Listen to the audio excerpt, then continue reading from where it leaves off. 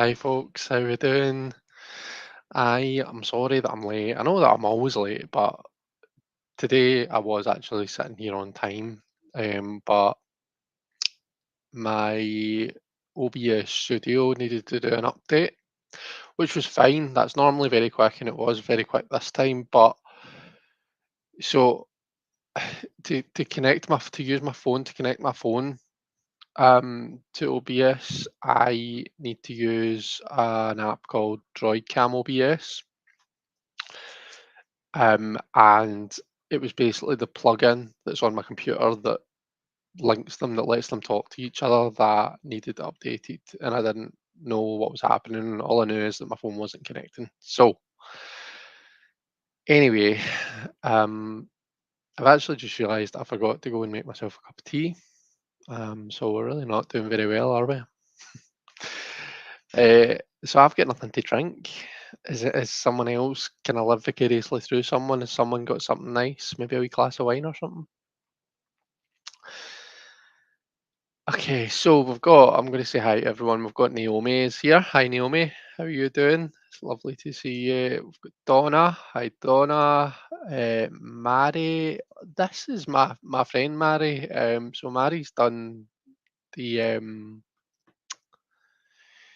that I've talked about when I read uh, at the events that I read cards at. Um, Mary was there reading with me last time. So it's lovely to see you, Mary. Hope you're doing okay, and hopefully I'll see you at the next one. See you at some point soon. Robin from Toadstool Tarot is here. Hi, Robin. And we've got, oh, I've already said hi to Donna. Sorry, I'm repeating myself. Star and Flurry. Hi there, how you doing? The lovely Tony. Am I not late for a change? No, you're not. You need to get back out and come in just so you can make an entrance, Tony. Um, Chris was later than you were. Yeah, that's true. Elspeth is here. Hi, Elspeth. It's lovely to see you. Kathy. Hi, Kathy. You doing okay? Jane's here. Hi, Jane. Marilyn. Hello, Marilyn. And I think that's us. So, hi, welcome everyone. I see there's 15 people here, so the people that are just kind of a watching and not in the chat, hello to you as well. Lovely to have you here. If you're feeling a wee bit brave, then you can say hi in the chat so that we can see you, but don't feel like you have to. Oh, the lovely Marion's here. Hi, Marion. How are you? Right. Well, I feel as though I've not seen you all in ages. I know I say this every time. I was live. Was it last week? I was live with Simon. I think it was. But yeah, I don't know. It just feels like because we've not done one of these um like a sip and sling for a while. I've got another spread from the Total Tarot magazines. Um, it's a 7 card spread, so I'll maybe try and start it.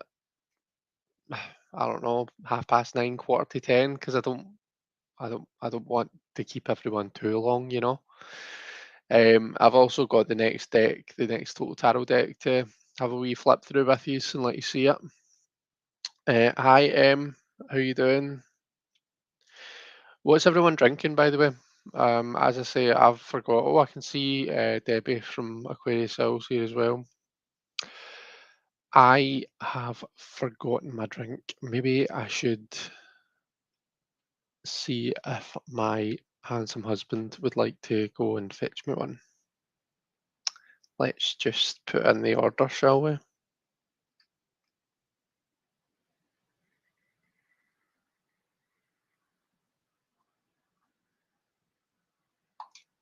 We'll see what happens.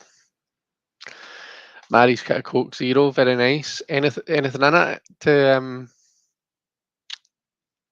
spice things up a wee bit? Maybe a wee bit of body or um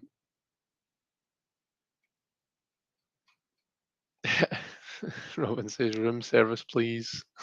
Yeah. I just sent him a message saying I forgot to make tea. So hopefully he'll take the hint and he'll go make me one.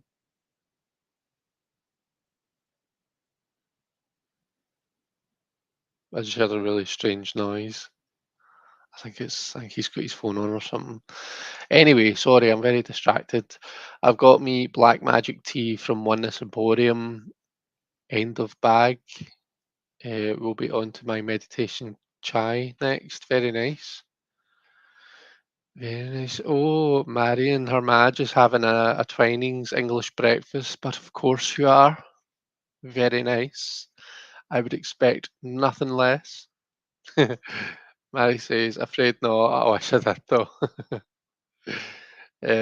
Are the kids in bed, Mary? Or are they still up and about and running about mental at this time? Donna's got water. Um, I know, but you've got nothing to sip. I know, it's terrible. It's terrible. I've come completely unprepared. To be fair, I've not even picked what deck I'm going to pull cards with, so it's just an absolute disaster. Although it's not as if I'm short on decks around about me. I can always just grab one. Um, Maybe I'll use the Marseille one that I got at the last Glasgow Witchy Bazaar.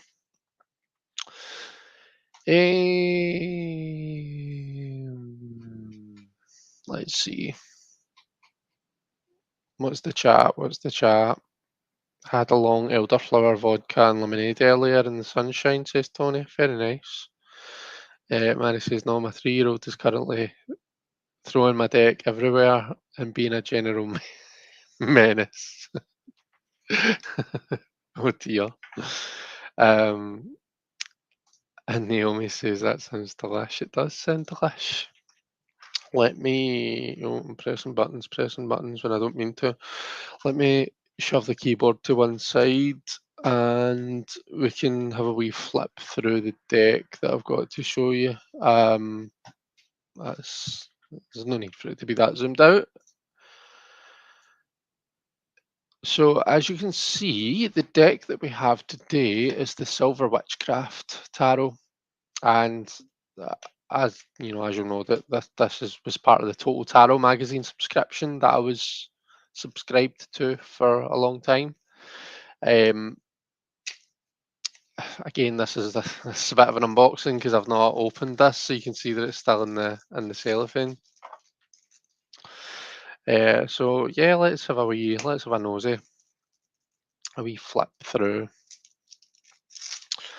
One thing that kind of I don't know, irks me a wee bit about the Total Tarot stuff is they don't display on it the creator and the artist and stuff. Um, Desk is bogging. So yeah, I don't know. Something that's always annoys me. I feel as though you should always, display the creator's details. Surely, no. Um, so let's see, title card. The backs are these kind of it's kind of a triple moon thing, and it's picking up the color really weird. So it looks much more kind of a blue, where it's picking up very purple. What happens if I turn on the light? No, it doesn't make a difference. Oh well. So we can see the full, and it's this beautiful tree actually with this eclipse, which is nice but unusual for the full. I'm sure there's method to it, but we actually do see a kind of a silhouette beside the tree there. But yeah, it's an interesting choice for the full. Magician looks quite traditional. Don't maybe normally don't see the magician in the moonlight, but I mean, there's nothing wrong with that. High priestess, it's very Rider Waite Smith, isn't it?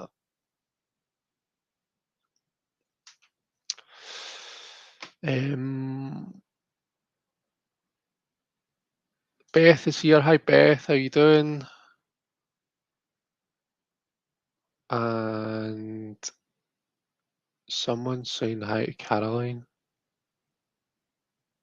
Where's Caroline? Um, oh, I see you meant Beth. Let's see. Can I have a wee nosy if my nose is oversized? Never thought your nose was oversized, Robin. Uh,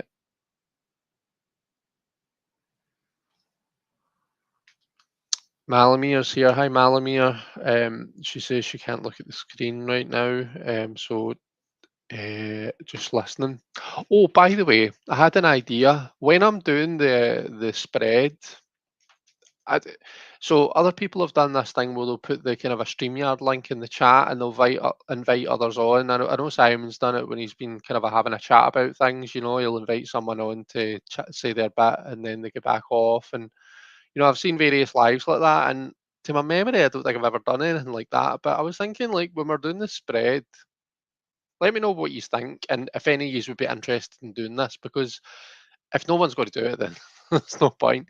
But I was thinking I could stick the link in the chat and like people could jump on and maybe like share you don't need to stay for the whole thing, but you could maybe pull one card with me because it's a 7 card spread. I think I said that, so I'll maybe try and start it a bit earlier.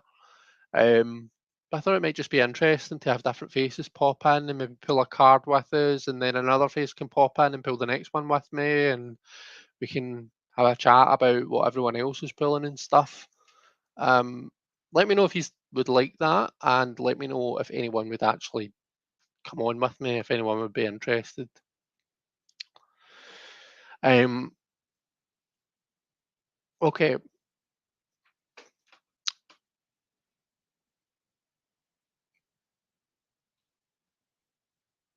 so I'd say hi to Malamir. Um, I was called Beth Caroline by accident. Don't worry. I'm sure she's been called worse. Eh,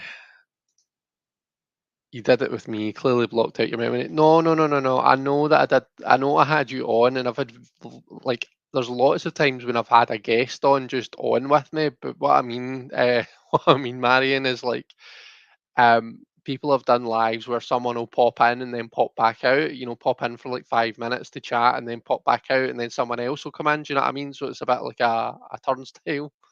Kind of a type live rather than just having one guest on the whole time. So that's what I was meaning. I don't know. Hopefully you get what I mean. But don't worry, I have not forgotten about the time you were live with me. Absolutely not. How could I forget the chaos that we caused? The Empress,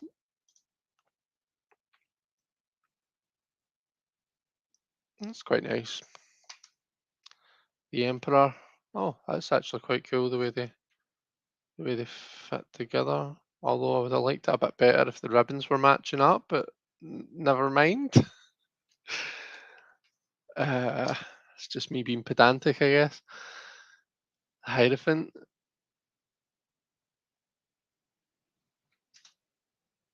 the lovers, the arms are tied together. The chariot, that's a very unusual chariot. I suppose you've got like kind of the black, I was going to say dress, not, the black robes, the white dress,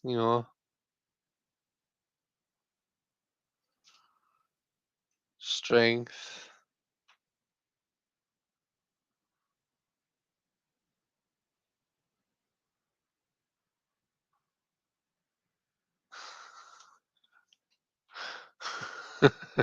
Donna says, rude.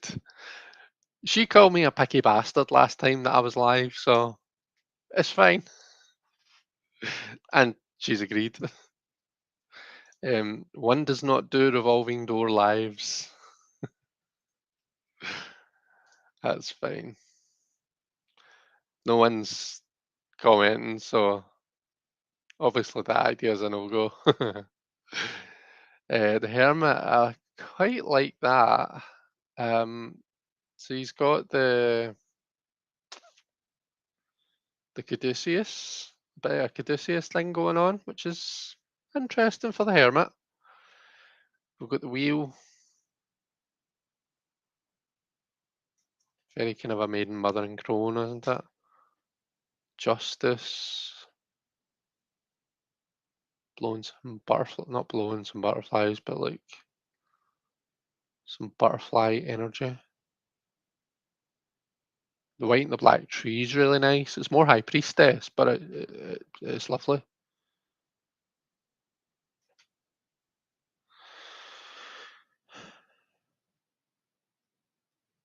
I can't remember why they are all on podiums. I know. Is it podiums or is the plural of podium podia? There's a question. Hanged man doing a headstand. Death. That's quite cool. So we get the caterpillar and the butterfly, and then we just have this kind of a cloak in between, as though they've like vanished and their clothes have just fallen. Is that meant to be a baby running its parents' lives? Oh, the chariot, right? Okay. Well, it looks like an egg. I'm going to show it again so you can see what I mean. Oh, maybe it's just kind of a swaddled.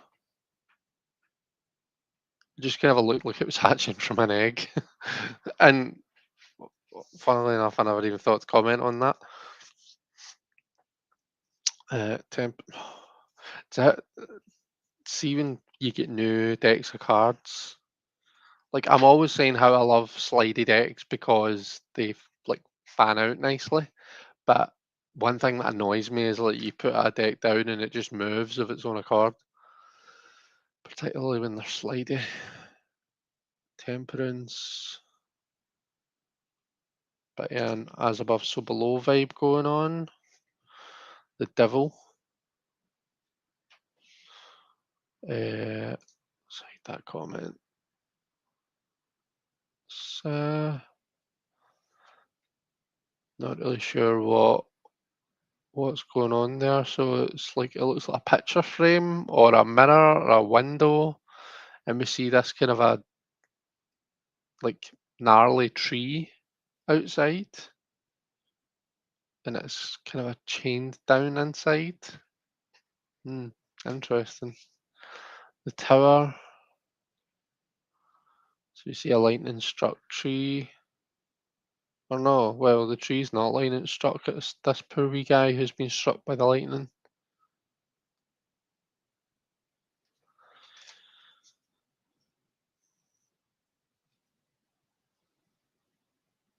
Star.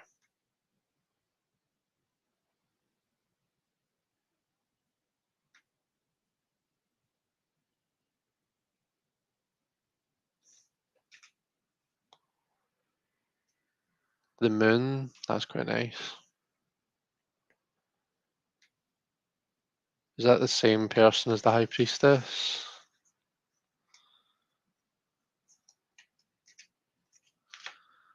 Yeah, it's the High Priestess again. Which makes sense because the High Priestess is linked to the moon. Um, and the moon is Pisces.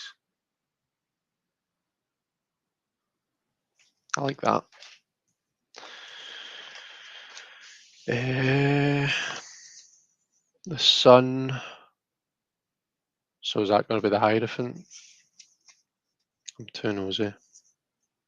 Yeah, it is.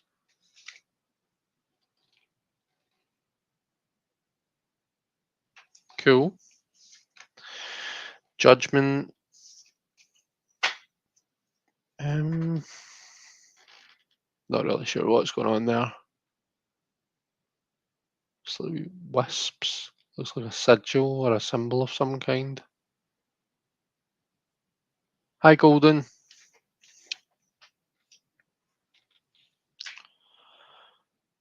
Uh, Marion says I would, but I'm ironing. Ironing packing. That's right. Marion's speaking at the Tabby conference. It's this coming weekend, isn't it? Yeah. Is that? Is I'm sure the 21st rings a bell as being involved. Um, so anyone who is in Manchester, you should definitely check it out. Um, check it out and see if you can get tickets. Um, Marion, you're ironing and packing, but if any of my mods would be able to get a link, so it's the Tabby conference that's in Manchester, and pop a link in the chat. Um, you don't is that there's in-person tickets and stuff, but there's also you can watch it all online, and those tickets are a fair bit cheaper. So if you're distance, if you're a fair distance away, then check it out. Like check out and consider getting some tickets to watch it online. You'll see your very own Marion speaking at it.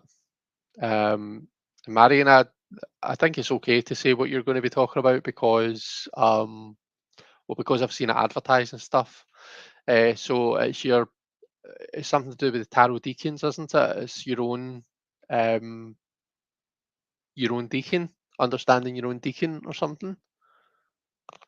Right, that's not to do with the tarot conference. No, that's the UK Tarot Conference. That's a different thing. Damn. Well, anyone who follows Marion on Instagram, you'll probably have seen it anyway, because she has posted about what her talk is about. Oh, my tea is coming. Thank you. Right, I've now got a cup of tea. So it's officially a proper sling and sip, or sip and sling. I used to I called it was sling and sip at first, but everyone kept saying sip and sling, so I changed it.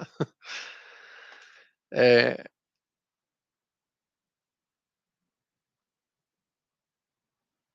for those who like to put their tarots on a pedestal. That Ace of Cups is really nice, isn't it? I love the way it reflects the moon, and we see the triple moon and the cup, or the chalice, I guess I should say. Podia is the plural, but of course you can go lowbrow and say podiums. Yeah, I know, I know. Um, Podia or podiums, according to Lexi.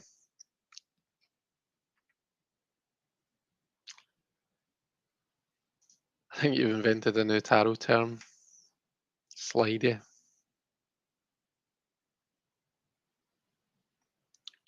So many cards look like the High Priestess, Donna says, yeah. Yeah, they do. I think because it's like silver witchcraft and it does have kind of a moonlit vibes about the deck, that's to be expected. The slidiness is really irritating me now. Um, the answer is, oh wait, I have this. It took me a second. I was saying hi. I'm a mess today. No, you're not. You're a hot mess. That's what you are. Golden is here. Hi, Golden. I want meadows and flowers and cats and stuff, says Beth.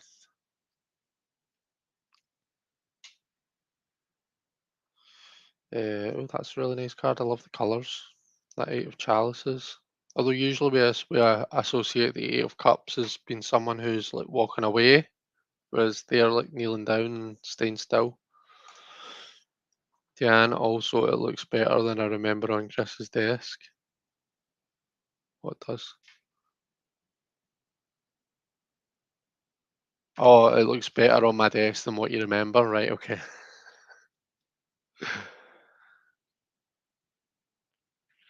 I think online is £85. Yeah, that rings a bell. Yeah.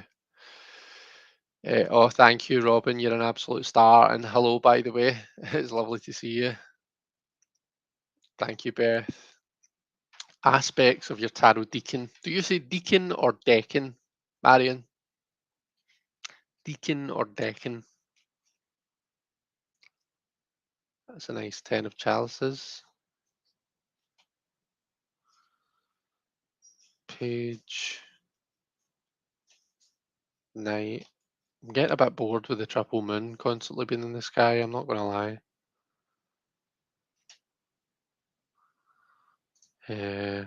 Chris makes everything look better. Thanks. And the king. He kind of looks like someone I know. Uh, Deanne's saying hi to Sandy. That must have been when he brought my tea. Yep, Sandy to the rescue. Sing and slip.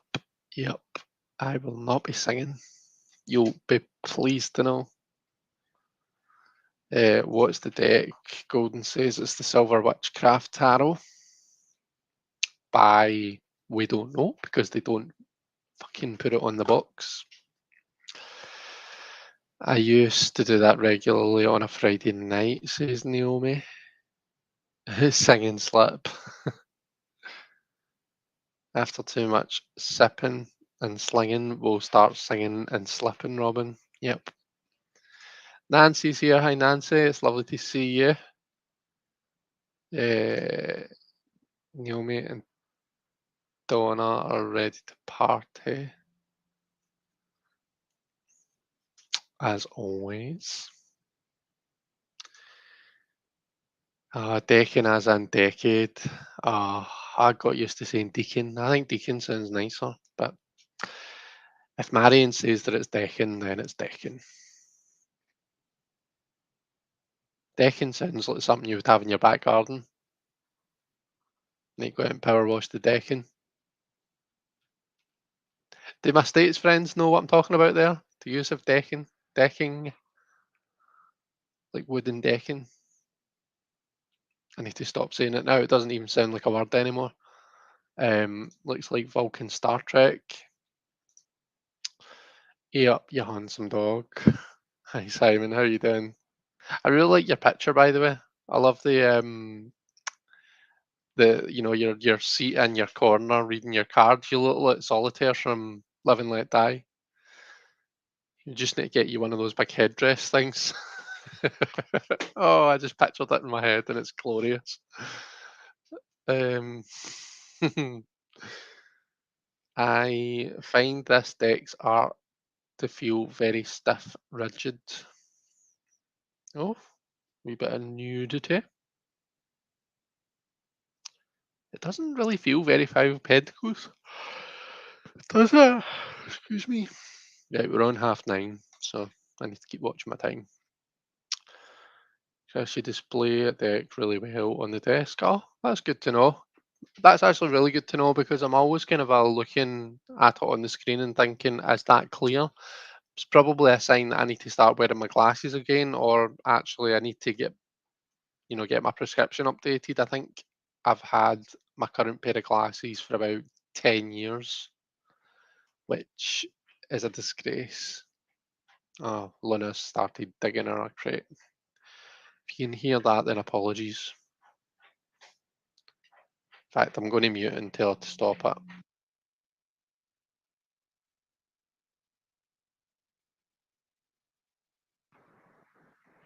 There we go.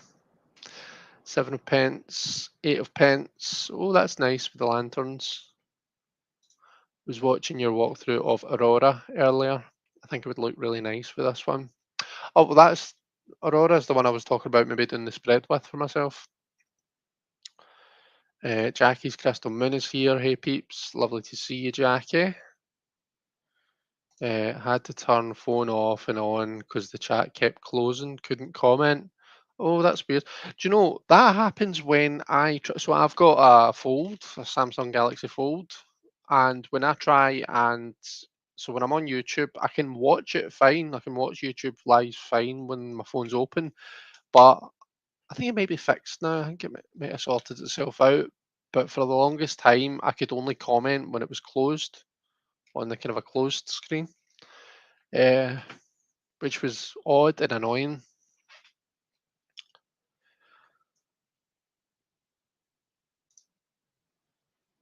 The other way sounds like Deacon. Yeah, I know. I know. I think that's probably why I think it sounds nicer because it sounds like an actual word that I use. How are you? We are just fantastic. We're even better now that you've joined us, Jackie. How are you? Oxford Dictionary says Deccan. Pronunciation for Deccan. I'm sure Solitaire would be extremely flattered. Damn right. Jane Seymour. Simon doing his impression of Jane Seymour. Now that conjures up an image. It does, doesn't it? Uh, Deacon sounds religious to me. Yeah, so I think a priest in training is called a deacon, if I remember rightly. And well, I know it's definitely in the Catholic Church because I remember um, my mum or my uncles used to be friendly with um, a guy who was a deacon.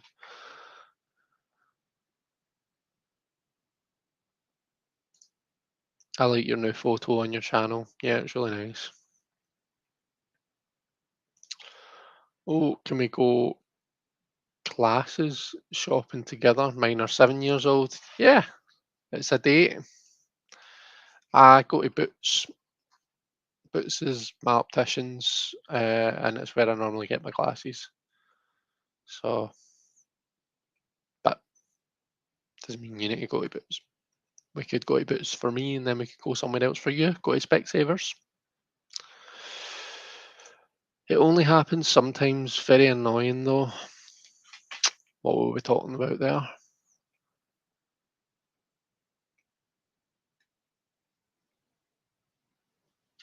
Not sure. What happens sometimes, Jackie? There's probably something I was saying like 30 seconds ago, and I've just forgotten.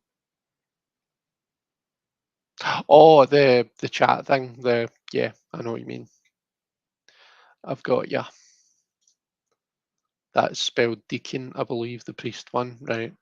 In the US, there is a rat poison uh, called deacon, pronounced deacon. So it's spelled deacon, but it's pronounced deacon. Who knew that this was going to spark so much conversation? Love a good pronunciation chat. Here's another one for you. Specialty or speciality? Now, I know the US people will say it's specialty because I don't think you guys say speciality in the US, but my British people, specialty or speciality? Which would you use? If you go to Boots for glasses, where do you shop for Boots? Where do I shop for Boots? I don't know. I don't know that I own any Boots, Robin, to be honest. And plus, it's not going to be a place called Glasses, so I don't, or Specs, so I don't know. It's not going to be very satisfying to find out the answer. Deacons have a different role, have different roles depending on the theological and denominational traditions. Helps with the services in general. Okay. Uh, the Specsavers and the shoe shop, Robin. Uh, Oh, yeah, of course. Robin at Toadstool Tat. Do you know what? It's because I know that Robin from Robin's Reflections, his name is spelled with a Y.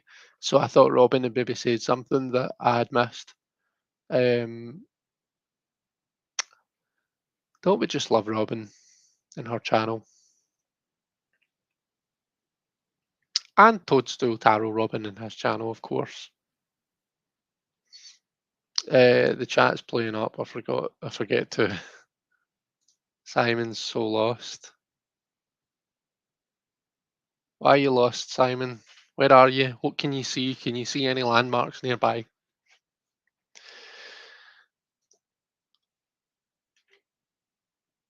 The con is more like con artist. So do you mean like it should be pronounced decon? I used to say deacon until a snooty astrologer in Oxford corrected me. And yay for spec shopping.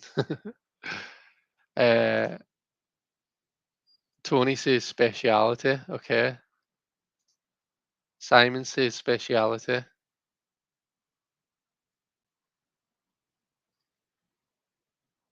Yeah, they are spelled different, but they mean the exact same thing. Specialty is really the proper word. I know that's because I looked it up the other day. So specialty is how it's actually spelled and said worldwide, or in all English speaking places. Speciality is a kind of a British thing that we do. Um, we tend to add that I and make it that pronunciation, and it's I think it's become, it has become. It's not like it's not proper English. It is if you're in the UK, but I think specialty is that is the actual word, and speciality is just a bit of a variation on it. And I think when you look it up, like different places will say, oh, well, one's used as like a verb and one's maybe used as an, I'm not sure, but um, really, like if you're ever unsure, then specialty works for everything. So Nancy's saying specialty. American English, it's specialty. British English is spelled and pronounced differently. Speciality, says Beth. My autocorrect just does what it pleases. Sorry, Robin. I'm sure Robin doesn't mind. Decon, decon, like decontaminate, or I'm going to throw this spanner in the works and be controversial. Aluminium. Aluminium is the proper spelling and pronunciation. Whereas I know in the US, you guys take out the last I and pronounce it aluminum. But it was aluminium first. Chris, I think Dora was talking about the rat poison con thing. Oh, okay, right, let me go back.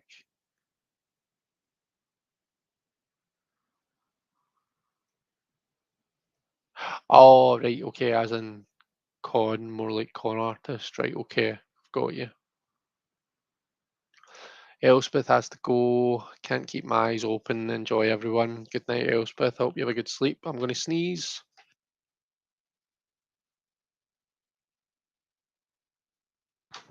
That was some sneeze.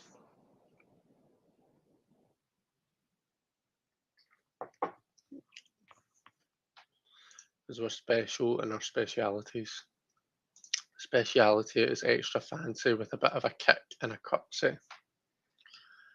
Isn't that special? Speciality is the drag version of specialty. Speciality if you're qualified in a certain field, but specialty works as well. That's what I'm saying. What about dentist and hygienist? Um, don't get me started on caramel. Yeah, so it's funny. My husband pronounces it caramel, uh, and I think that's his dad is from Northern Ireland. He You can imagine it in that Northern Irish accent. It's caramel. So that's how he's always pronounced it. But I'd never noticed until his mum pointed it out to me. I seriously hope I don't get this amount of questions about the pronunciation during my presentation. I'm only getting an hour. Well, it can be a wee icebreaker, I guess.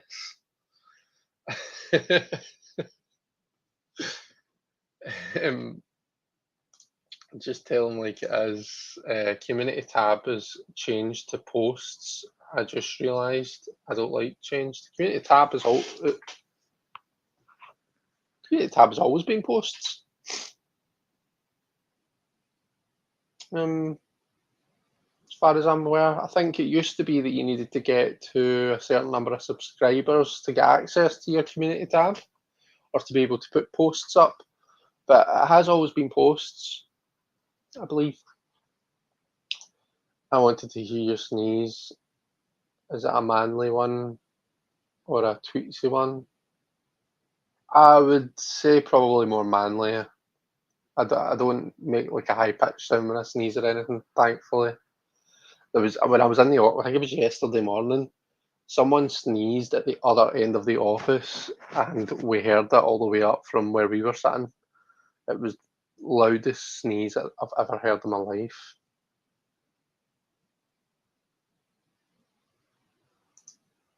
They removed an A. Removed an A from what?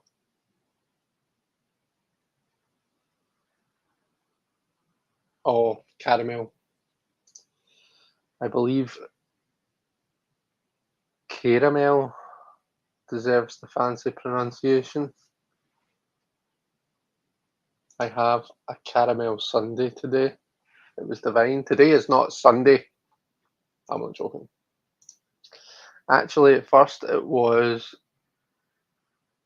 aluminium,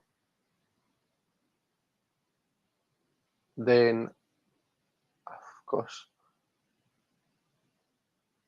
then aluminum, then aluminium, to make it sound more like a Latin word. So first it was aluminium, then aluminum, then aluminium. Fair enough. I have a very loud sneeze, says Robin. It sounds like I'm trying to show off, but I'm not. I'm afraid if I try to hold it in, my head pop off. I've got some stropfuls in the cupboard, aka caramel. Oh, caramel waffle biscuit, like strip waffles. Yeah, I always get them from Costa and Starbucks. They're beautiful. I love them. I need to not eat them as much because I'm trying to lose weight. But yeah, I love a wee strip waffle. Um, right, I've just stopped scrolling through these cards. Sorry, folks. And what are we on? We're on 10 to 9. So I've failed in every way I possibly could have done. I got distracted by the chat. 5 of wands, 6 of wands, lots of dudes with red robes on here. Oh, moving very fast. 9 of wands, sitting around the campfire. Okay, not very 9 of wands, eh? 10 of wands. Oh, the page is having a bad hair day. The knight. Queen, interesting seat. And the king. Oh, I'm just making a mess.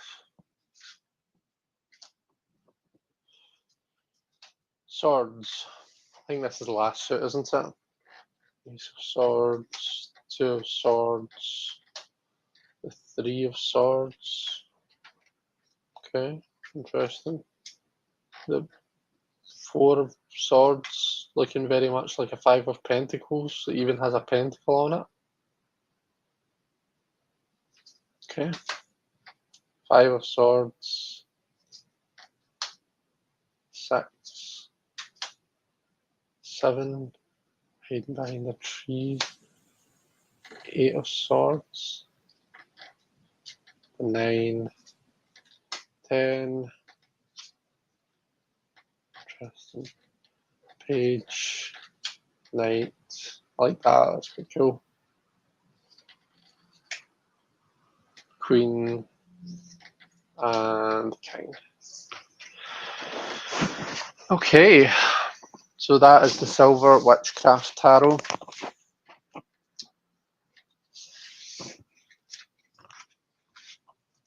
I'll be honest, I don't think there's really one that I'll be using all that much, but it's nice to have as part of the collection, of course.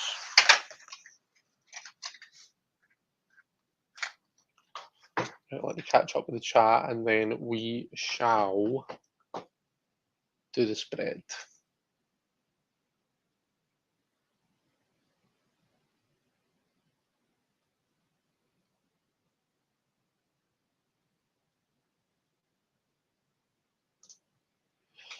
My sneezing is what my father would call vulgar, says Jackie. I don't hold back.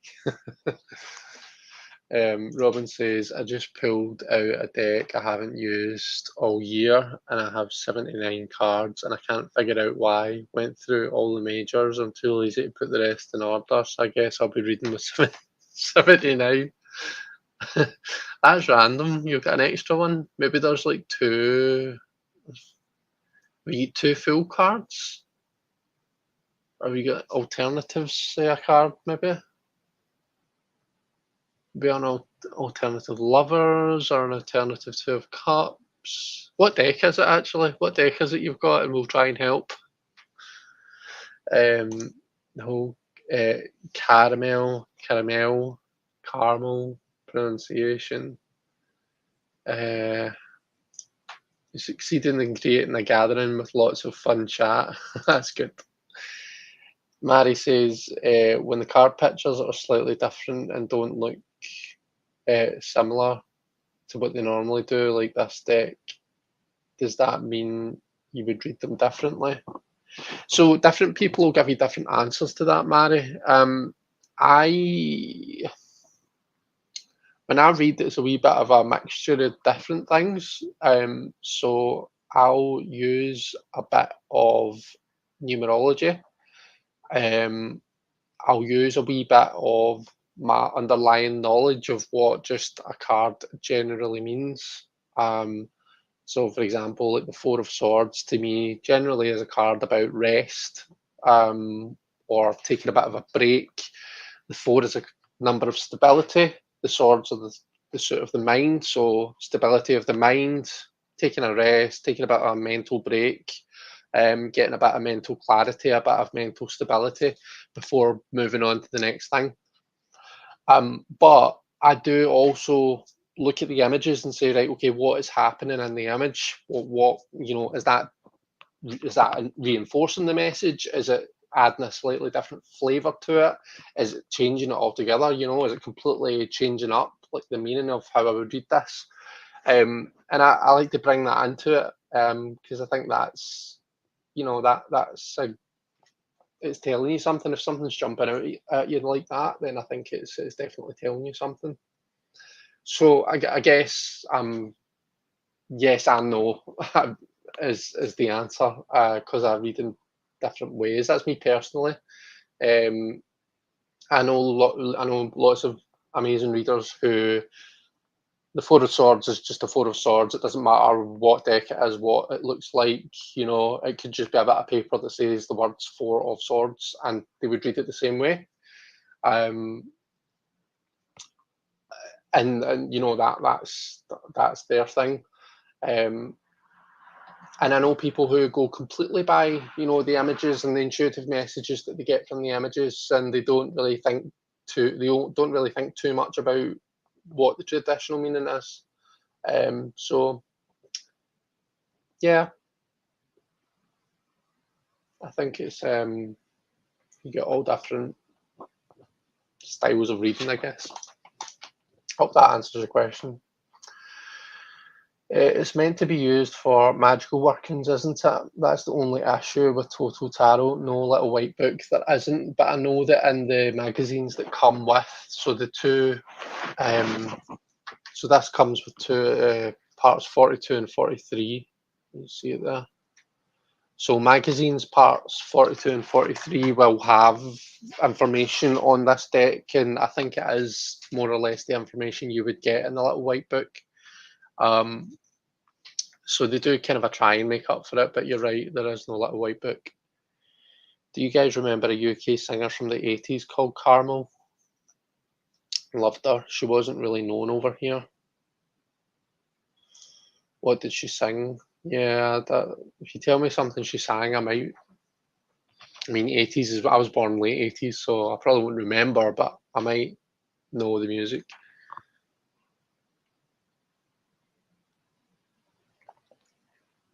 Probably everyone around me calls them stropfuls. I think that's just an amalgamation of strip and waffle, isn't it? Like stropful. Brand card. The Panda Tarot. Lo Scarabeo. It's not a deck that I've got and that I know in depth, so I'm not sure what it'll be in the extra one.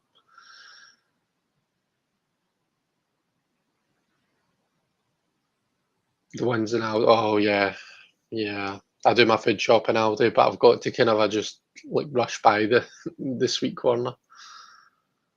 I checked through all the majors, no doubles. Any help anyone could give would be greatly appreciated. I mean, I think ultimately you might just need to put everything in order and find out what it is that you've got duplicate of. And the rest, like you said, you've went through the majors, put them in order. The rest of the cards are all definitely minor arcana.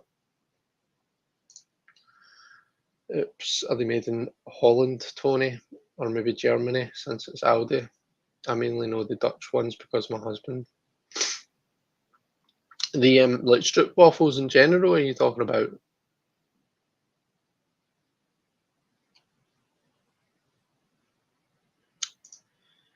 MJ Cullinane is selling copies of her Grimalkin's deck indie version for $30 on our website. She's found a box of cats, she says. That's really nice. I see. I'm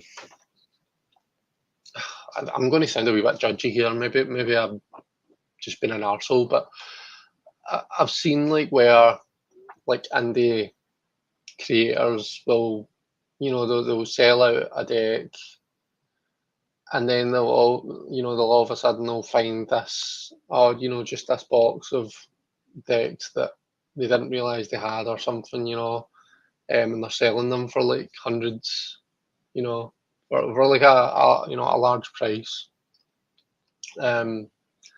That's way more than what they were charging originally. Um, I don't really know how I feel about it, to be honest with you. Feels a bit like, I know like indie decks, they are the price they are for a reason. It costs a lot to make them, produce them, to send them out, in terms of time, energy, and of course money. So I understand why indie decks are more expensive than mass market. I guess the point that I'm making here is, that, like I'd said, I've seen decks being sold for a lot more than what they were being sold for in the first place. I don't know. Anyway, sorry, you said Panda Tarot. I don't know that deck. Love numerology. That makes sense. As the deck I have is the Book of Shadows, Volume 2. It's a bit like Volume 2 is like a bit of storybook, and I go by the images. Just wondered if I was doing it all right. No, absolutely not. I don't think anyone has the right to tell you that you're reading your cards wrong. You read your cards however you want to read your cards. I will say that I think that having a good knowledge of, so have a system that you're comfortable with. I think for the majority of people, it tends to be the Rider-Waite Smith. Some people maybe are more Thoth-based readers. Some people, will read with Marseille, and they'll kind of maybe use numerology, or different people, different systems. But I think that it's good to have a really strong knowledge base in one or more of the systems. I think reading intuitively is, we all use our intuition. That's what this is all about.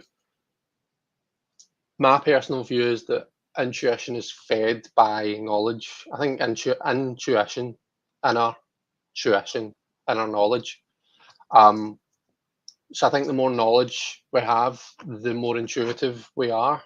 It's like our knowledge is the language that our kind of a inner knowing, or our intuition uses to speak to us. So I'd like to have a good kind of a grasp on, for me it was the Smith-Waite system I learned with, but now I would say I use numerology a lot. I also like to know like about things like color, what different colors means, different chakras.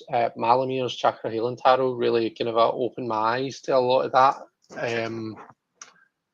There's lots of different things, like symbols and stuff. What different symbols can mean.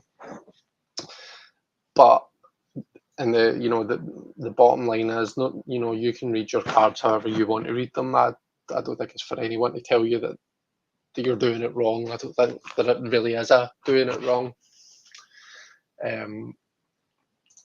Let's see. Oh, love that deck. I had it in my hand and put it down because I wanted to use something I haven't used yet this summer. But we almost had the same deck. Right, I am now a minute past 10. I'm like half an hour after I said I was going to start this. Shocking. Um, I mentioned I was maybe going to use the Aurora. Am I feeling like changing it up at the last minute? I think I might be.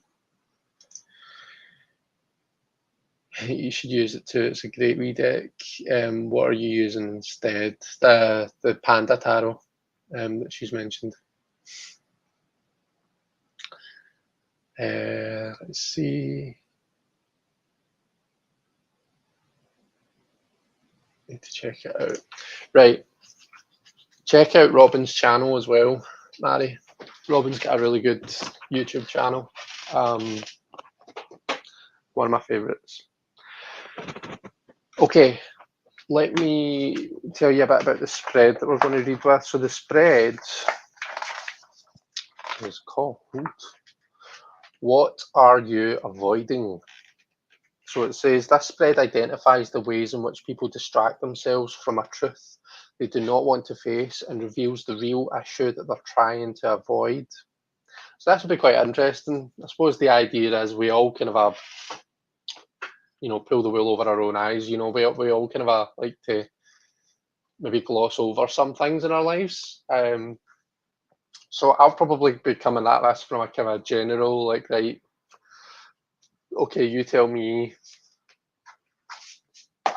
excuse me, what in my life am I avoiding? And we'll see how the spread plays out. I suppose you could also, like, if you know that you're having a particular issue with a certain area of life, like, say your career isn't really moving in the way that you want it to. Sorry, I'm just conscious my microphone was away down there. I hope you could still hear me. Um, if you're feeling maybe like your career isn't, things aren't happening as you want them to be, this might be able to offer you insights as to what you're maybe not seeing as it is and how you could look at it differently. Right, I'm going to use Shimmering Veil by Silla Conway. This is a beautiful deck. Let me just make sure it's not in order. No, it's not.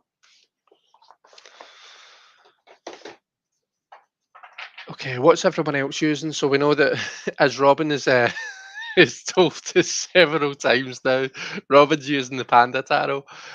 But what's everyone else using? Mary, are you going to use the Book of Shadows Volume 2?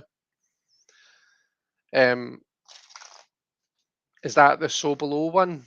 The one with the kind of like green borders?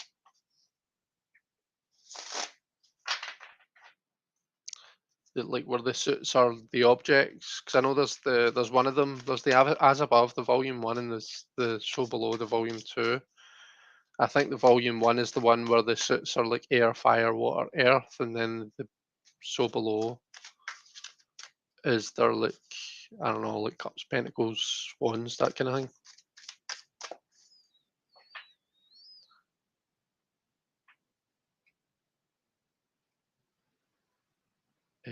Marion adores the Panda Tarot.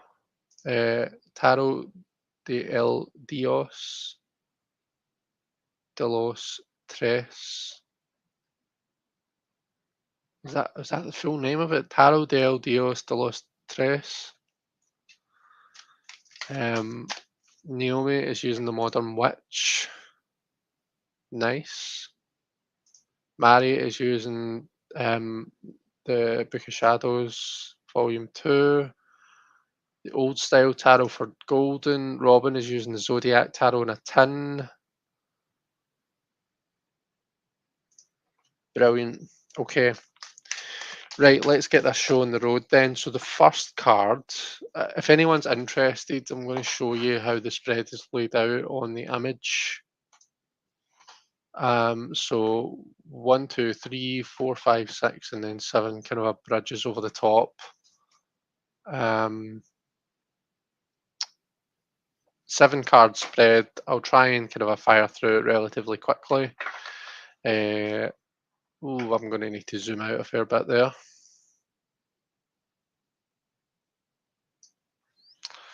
Okay, card number one is the story. This card represents the fantasy that the querent is invented in their life. It could be a symptom of the problem they do have, but not the problem itself. So it could be a symptom of the problem, but not the actual problem itself. The reader should encourage the querent to find a parallel between their own beliefs about an issue, situation, or event and the interpretation of this card. So I'm just going to finish shuffling. Okay. So I've got the Seven of Air. So this is kind of like the Seven of Swords for this first card. Um, so the fantasy that the querent has invented in their life, it could be a symptom of the problem they do have, but not the problem itself. Interesting. It has a really kind of a Tim Burton feel, this card, I've always thought. Um, very kind of a Tim Burton meets oh, what's that painting called? The Starry Night. Just the way that I think it's meant to be snow, but yeah, very kind of a Starry Night. The house kind of looks very Tim Burton-esque. Um, the Seven of Air or the Seven of Swords for me is a card about. Some people think of it as the deception card. It can be deceptive, but I think for me it's about um like a problem solving. It's about like thinking outside the box and finding a different solution to the problem they bought. Rather than tackling it head on, look at it in a different way, approach it in a different way. And that can sometimes come across as deceptive or like selfish, maybe come across as though you're only in it for yourself. But I mean, sometimes we have to put ourselves first, and there's times when that really has to come to the surface. Um, so yeah, like if this is representing the fantasy that I've created for me, this is a card about like kind of all right, looking at things differently. So I'm not sure if it's almost like just representing the position, the question. I don't know. We'll see. We'll see. What do we see in the image actually?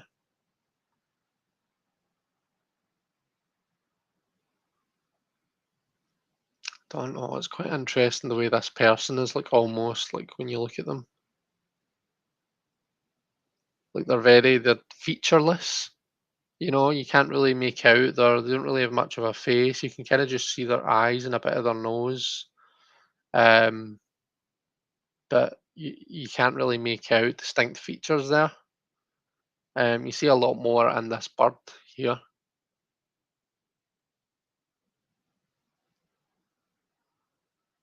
And there's lots of kind of a stormy weather going on around about them. Uh, let's see, what have you folks got?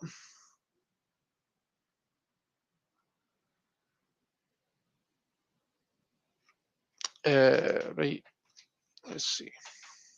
I should really be putting so the first card is the story.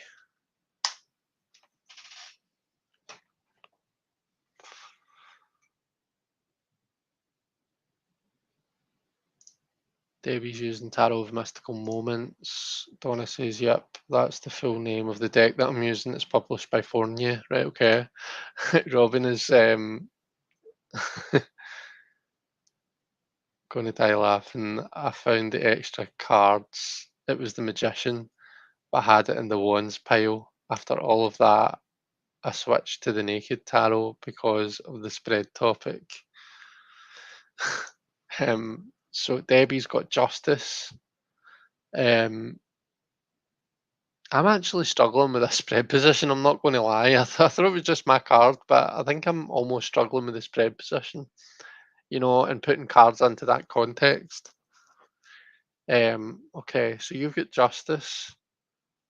So what does that mean as the story? This card represents the fantasy that the querent has invented in their life. I mean, I suppose the thing that occurs to me about justice is, we can sometimes like see things as being too simplistic, too black and white, good and bad, and sometimes we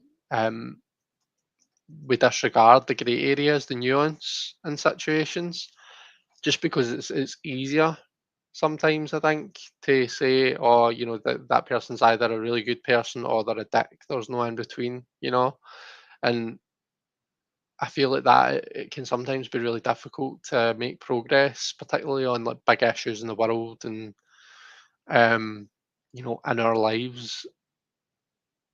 That seeing the grey area, appreciating the grey areas, and finding the common ground feels like it's becoming less and less of a thing that people want to do, um, which is a sad thing. But anyway, off the soapbox. Six of Swords reversed, says Donna. So I mean, the Six of Swords is usually going from stormy grounds to a calm place. So if it's the other way around, then maybe you feel as though you're coming towards a bit of a stormy situation. But maybe the reason that card's there is to say that's not maybe not exactly what's happening. Um, the Eight of Swords for Naomi, it could be my self restriction on my choices. Okay. Yeah, she's very ghost like. Maybe I thought I was getting past a rough patch, but I'm not quite yet. Maybe. Um, the Ace of Cups, an ability to control the overexpressing of my emotions. Okay. With the cup overflowing. Golden has the Fool. Okay. So the Fool's quite carefree, kind of a very doesn't really feel like there's going to be consequences, or doesn't feel like they apply to them. So maybe you're feeling a wee bit like that, and um, having a wee bit of a fuck it moment where you're like, fuck it, what's the worst that's going to happen? Um, and maybe if this is coming up as the kind of the fantasy that you've created in your life, then maybe it's encouraging you to um, think about things a wee bit differently. The Page of Coins, says Robin. So the Page of Coins is they're a learner, they're a new star, an initiate, a student. So maybe you're not giving yourself credit. Maybe you're telling yourself that you're just new to this, or you don't really know much. You're still learning, and maybe not giving yourself full credit for everything that you have actually done and learned, and that you do know. Mary's got the Seven of Swords as well, so you're the same as me, Mary. Um, yeah, so Seven of Swords in that position. I wonder if we're just that's what it's saying. If we're almost like we're deceiving ourselves, which you know, which is what the spread position is. How are we deceiving ourselves essentially?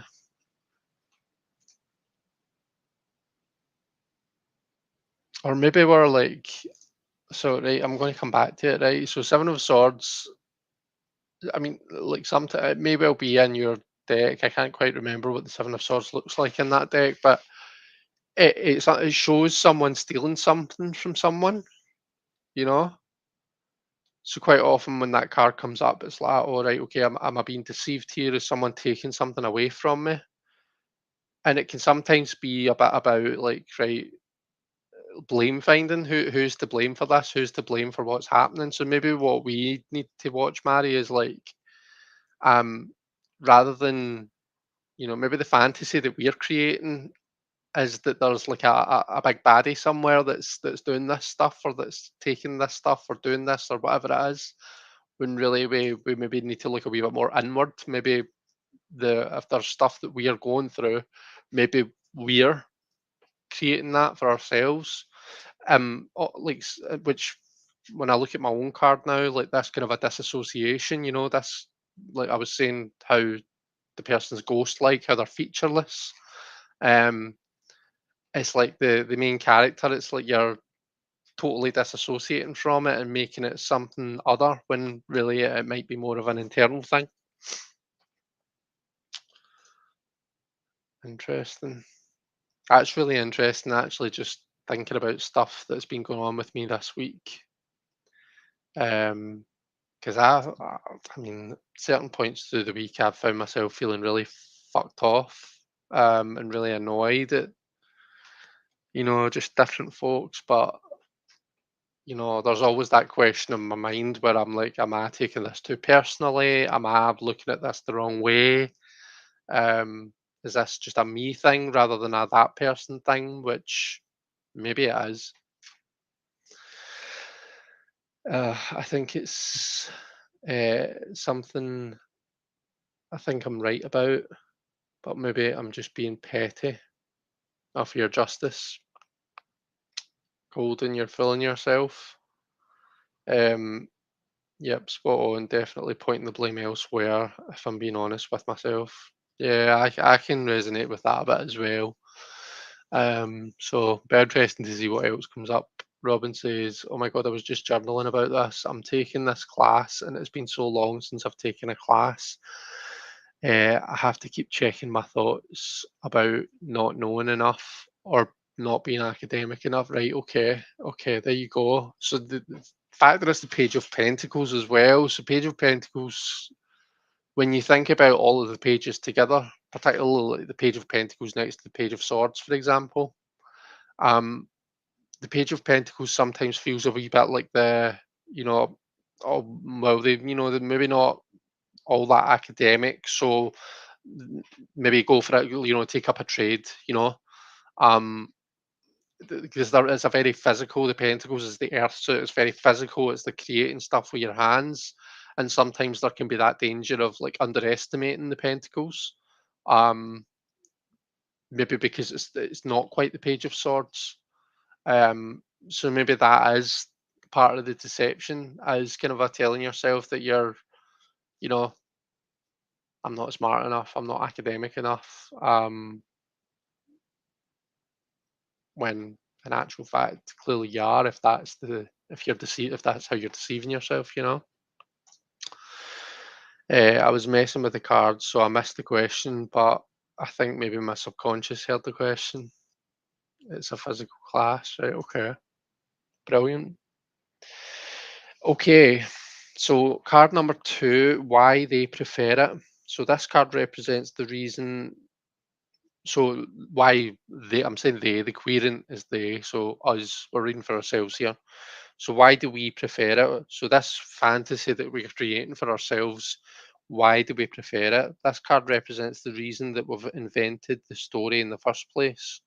Its interpretation helps them to understand if the story is a symptom of a deeper problem, an unimportant escape from reality, or an exaggeration motivated by the impulse to dramatize events, an attitude that can lead people to see problems where there are none.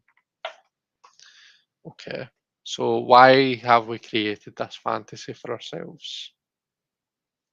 Two of Cups for me, or Water Two.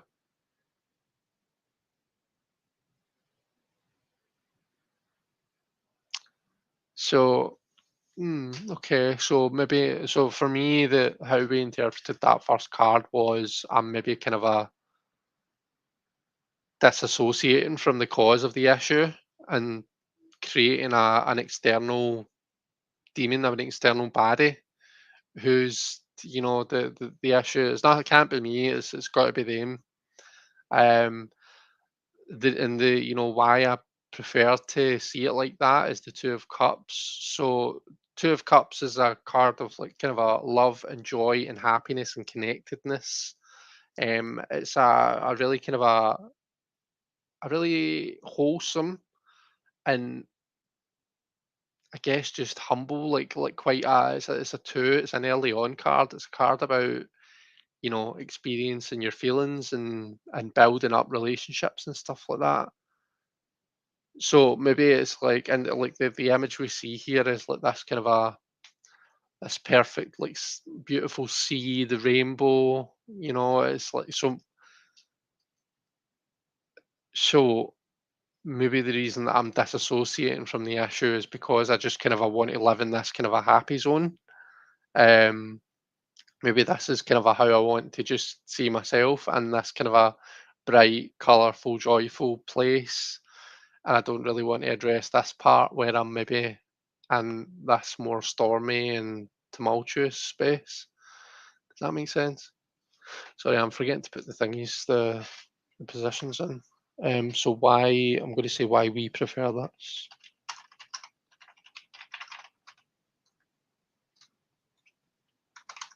Why have we created this fantasy? Okay, so Robin has got the Eight of Wands. Um, Figure with wings on heels, easier to run with it than to deal with it. Okay. I mean, the wings and the heels is very Hermes, the messenger of the gods, isn't it? Um,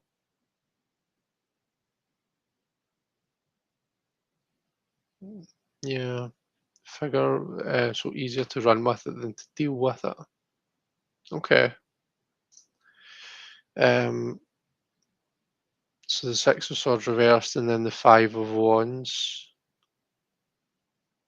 All right, okay. All right. Um, so it would depend how you see the Six of Wands reversed. Sorry, Six of Swords reversed. I was kind of a thinking, right, is it rather than someone moving from the difficult place to the calmer place, does that turn around? Have we got someone who's moving from the calm place to the more conflict space, if the Five of Wands is the reason why you're creating that, maybe you enjoy, maybe there's part of you that's kind of a drawn to the fire, that's drawn to to the tea, um drawn to the drama a wee bit. uh how would you interpret that, Donna? Mary's got the star as to why. Okay, so the star is usually a card about hope. It's about healing from the shitstorm that is the tower. But the other thing is the star can be about outside guidance. Like getting information and messages from the stars. Think about astrology.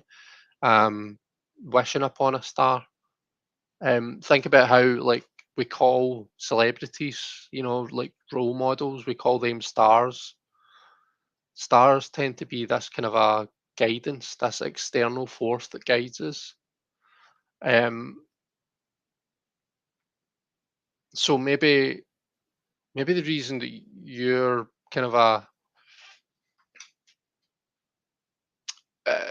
maybe the reason that you got that Seven of Swords at first is because maybe you have a tendency to, um, to be drawn towards external kind of um, what am I trying to say? It's not quite coming to me, the words, how I want to word that. Um,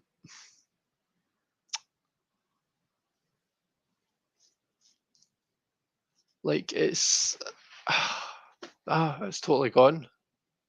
In my head, I know what it is that I'm trying to say, but it's like I'm blocked trying to come out with the words.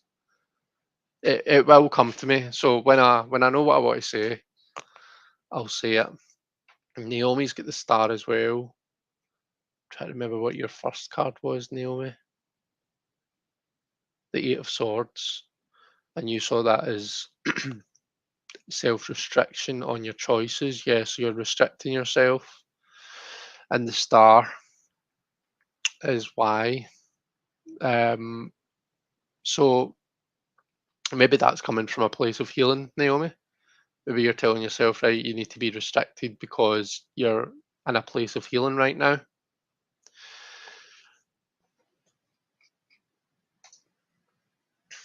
I'm tired of struggling and want to be able to move on. So it was Donna. Debbie says, so Debbie get Justice for the first card and then the Knight of Swords for the second one. I just want to go in guns blazing. So usually both Justice and the Knight of Swords will be holding that sword. And the Knight of Swords is like on that steed, like running pretty fast with the sword. So um so maybe that's maybe it's because you're creating this place where you've got this kind of a powerful sword or whatever the sword symbolizes, but it's because you kind of secretly enjoy it. Um, the Fool and then the Page of Cups to be open to life. Yeah, right. Okay, so the Fool and the Page of Cups, I would say, are both very kind of innocent, naive type cards. So you're creating this place where it's like, yeah, I'm just going to kind of ignore all the responsible stuff and I'm going to have fun. I'm going to enjoy myself and I'm going to have a fuck it moment where I don't care about consequences. Um, the Page of Cups is could be saying the reason you do that is because you enjoy having that innocence, and you enjoy that kind of just having that break from responsibility and maybe you're a big kid at heart. um, So Donna says, "Nope, I fled my home country to avoid drama." Not really, but it's a nice side benefit, right? Okay, okay, okay. So that was you had the Five of Wands, and then so the Six of Swords reversed was the first card, and then the Five of Wands was the reason. Excuse me.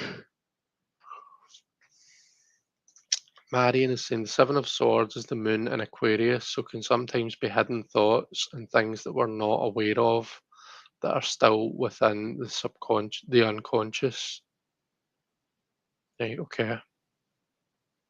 Yeah, so which aye, so that I suppose that could be why it kind of sometimes comes across as this like this image is quite nice for that then, isn't it? Because we have this almost like it's very Tim Burton, very kind of a fantasy, very otherworldly. Um, yeah. Do you when you're reading, Marion, I know that you're an astrologer as well as a tarot reader. But do you use the decans a lot when you're interpreting cards? Um, 'Cause I'm really interested in learning more about that.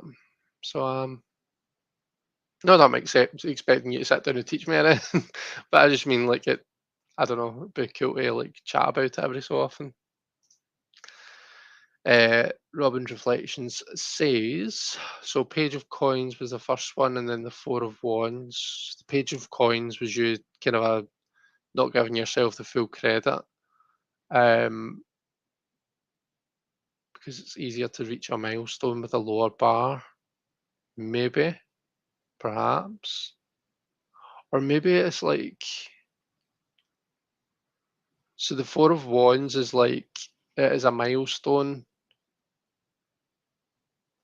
but it's like you've still got a ways to go. So you're still on your journey. There's you still get that kind of a sense of adventure and lots of things to come. Um so maybe you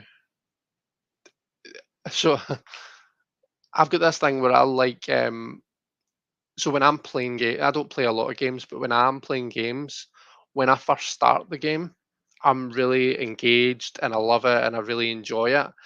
as the game goes on and as I get nearer to completing it, and as I get kind of a closer to that end point and more kind of a like there's less adventure, there's less that I've not done yet, not experienced and don't know about, I tend to lose interest a wee bit.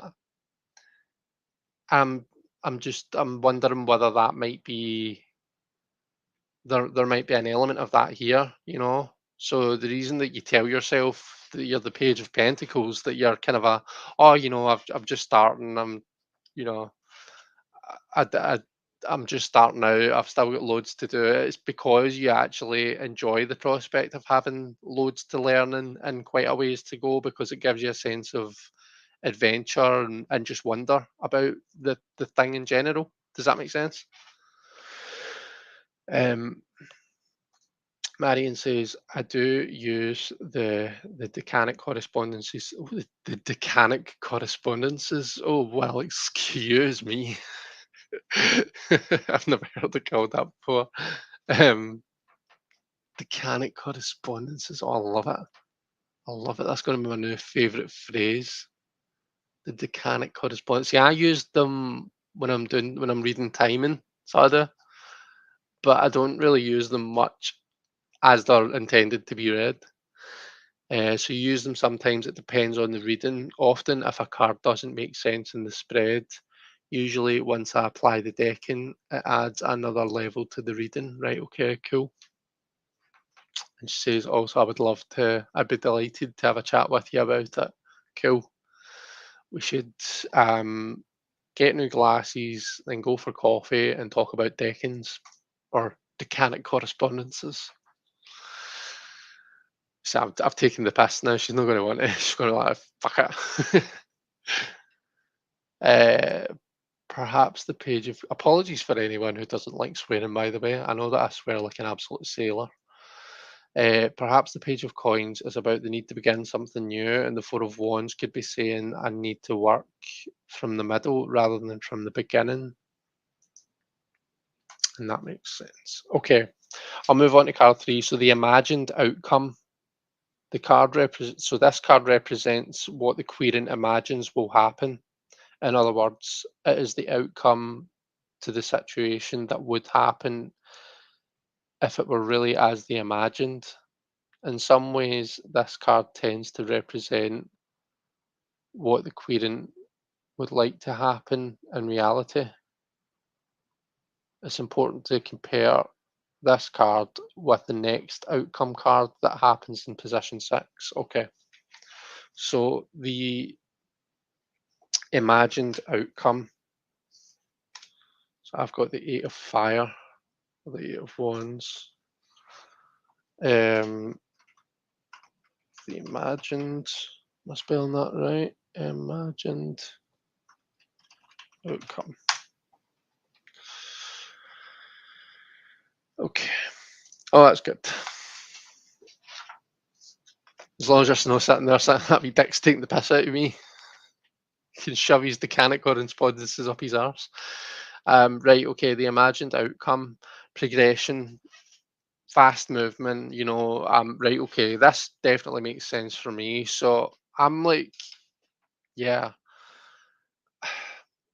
I'll keep this general, because this is very much a live issue for me right now. But yeah, I kind of like just been having one of those weeks where I'm just feeling sort of pissed off about stuff that's happened, about stuff that's been said, and I probably am being very like, oh well, I know I'm not doing anything wrong. It must be that person, um, and I probably am doing that because I like to have this kind of a I don't like being in the wrong. I genuinely try not to be. I try to do what's right and go down, follow that right path. Um, if I if I was to ever find myself doing something that I felt deep down was wrong, that wasn't right, then I, I don't think I'm crafty enough for that. I don't think I'm like clever enough, and I think I'm one of these people who you would be able to tell right away that there was something up. You'd know that I was feeling guilty. So I probably do like to have that kind of um, do like to stay in this kind of a happy place where it's not me that's the issue, it's someone else. And where I see this situation going is, I mean, this is about progression and moving to the next step. I'll leave it at that. Um, so yeah, that kind of all rings true. I'm interested to see what the next kind of a few cards are going to be like. Um, what is the situation really? As if this is talking about the thing that I think it's talking about. Okay, Donna, you've got the Ten of Swords. Okay, so Six of Swords reversed, your Five of Wands, and your imagined outcome is the Ten of Swords. It's quite a harsh ending, and a new beginning, but like um, a new beginning, but with the feeling that you've been through a lot of stuff. Um, so quite tough cards. Like the way you're seeing it seems to, excuse me, it feels very intense. I'll put it that way. Let's see. So Ace of Cups, Eight of Wands, King of Swords, Master Emotions. So intellect can be clearer of expression.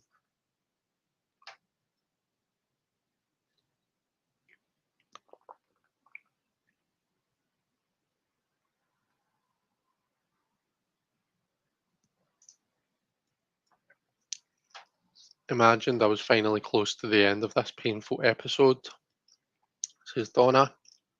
Wheel of Fortune for Naomi. Maybe seeing a little of life on the up, some positive movement. Okay. So you had the star as well for your second card, didn't you? And the star is like that card of healing, but like I was kind of a saying when Mary pulled it, it can also be like kind of a very relying on an outside source, whether it's for that hope or that healing, you know. Kind of a um well, it takes the power out of your hands. Sometimes that's in a good way where it's like, you're asking for help when you need it. Sometimes it's saying to you, right, are you looking for help where you're looking for like help from someone else where you could maybe be like, anyway, the point that I'm making is the Wheel of Fortune is also a very kind of a like, it's like chance, it's very outside your control. So it's like you're seeking that healing, and you're seeing it as, and the desired outcome is for that kind of that very kind of that powerful change, that flip, that turn of the wheel. Um, Words fail me tonight, I'm afraid. So Seven of Swords, the Star, and then the Seven of Cups. It's interesting because Seven of Swords is a seven, the Star is 17, which is kind of like an exalted seven, and then you've got the Seven of Cups as well. So sevens are really prevalent for you. Um, I see sevens as like growth from stability, or like going outside the box. Assessment. You're getting to that stage in things where you look at them and you assess how things are going along. Um, Seven of Cups being your desired outcome. I mean, the Seven of Cups is also a card about like kind of a illusion and fantasy and stuff like that. It's about imagination. So yeah, people also see it as being about different choices, having lots of different choices.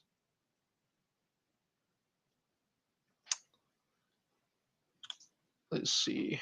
Magician, the Tower, and the King of Cups. Magician, Tower, and King of. I don't know if I actually saw your cards earlier, Nancy. So apologies if you did put them there. Um.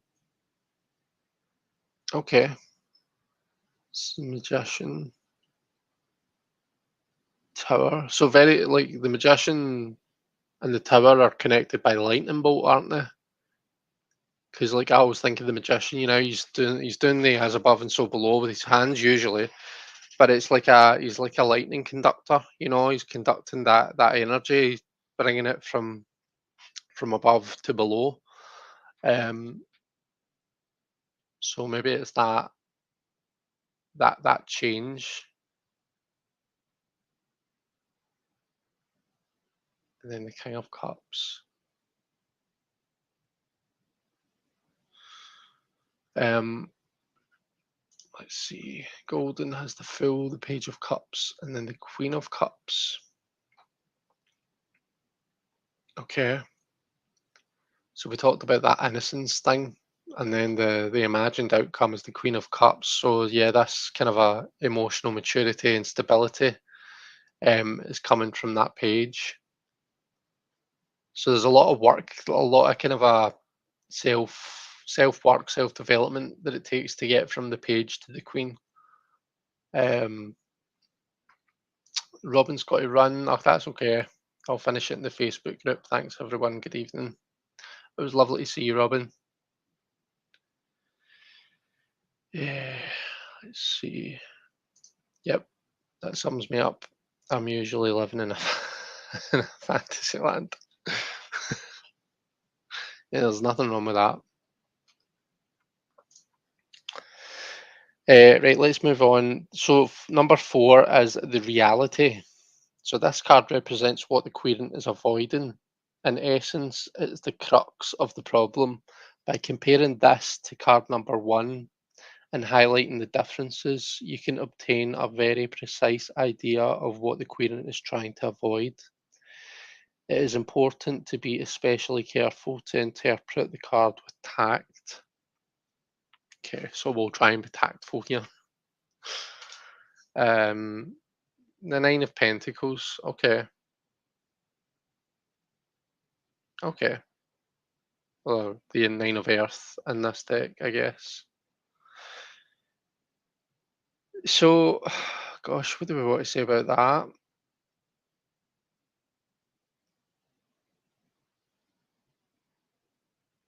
I mean, I suppose something that strikes me is like the idea that I seem to have in my head. Like I think I used the word tumultuous earlier on, but it's very. Oh, sorry, I need to put it in the chat. Um, the reality. Yeah, very stormy. Whereas the card that shows the actual reality is really a lot calmer. Um, much more feeling much more in control, and the person's features are much more defined in this card. These are like abstract oil paintings, I think. That Silla's painted to create these cards. So,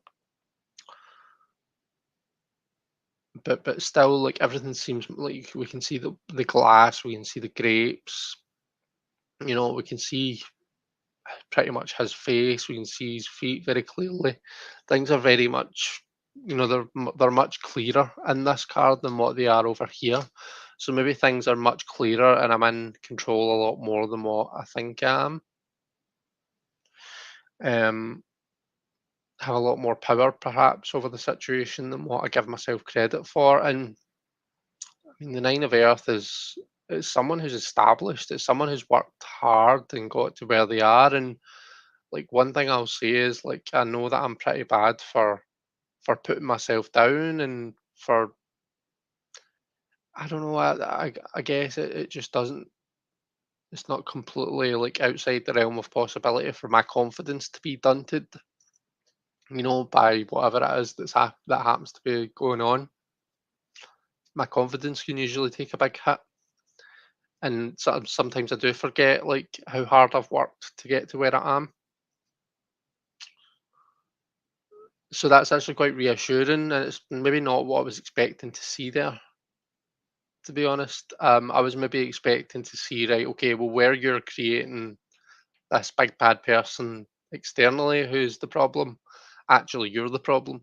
So I was expecting maybe to see a much darker card here, but no, the cards seem to have a different message for me,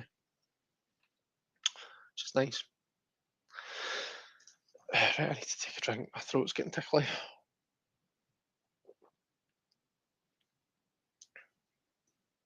Um, the Ace of Swords. Right. Okay. So the kind of the fantasy land, the the story or the fantasy that you've created is very cupsy. It's very emotional, whereas the reality is much.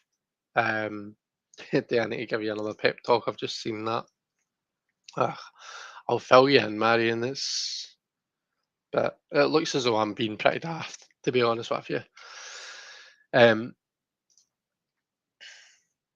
yeah. So the Ace of Swords, the sword coiled in smoke, a lack of clear, singular focus.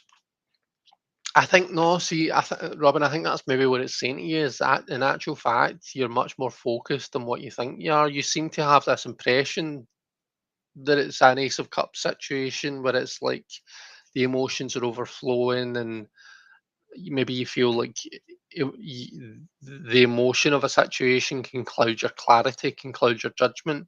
But in actual fact, you've got the Ace of Swords, so your judgment is actually pretty sound, and you're maybe not giving yourself the full credit for that. Um, seems like you're quite discerning. Um, okay, so the Queen of Wands, right? Now we're talking. Okay, so where what you're perceiving is a lot of kind of a lot of conflict and a lot of stuff, a lot of difficult stuff. At the end of the day, you are the Queen of Wands, right? Charismatic, powerful, you know, very kind of a highly regarded and respected, lots of dignity, that is you, Donna.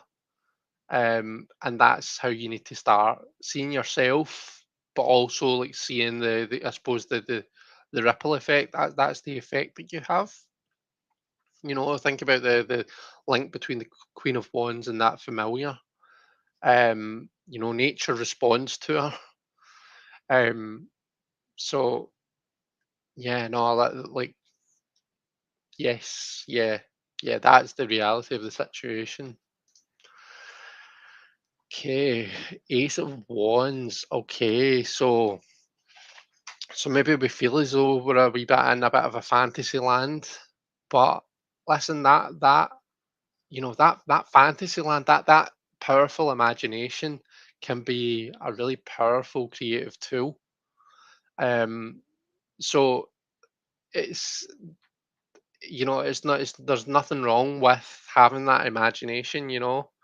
Um, maybe you're kind of on the cusp of actually something new, a new beginning. Um, and that kind of that creativity is maybe going to help you there.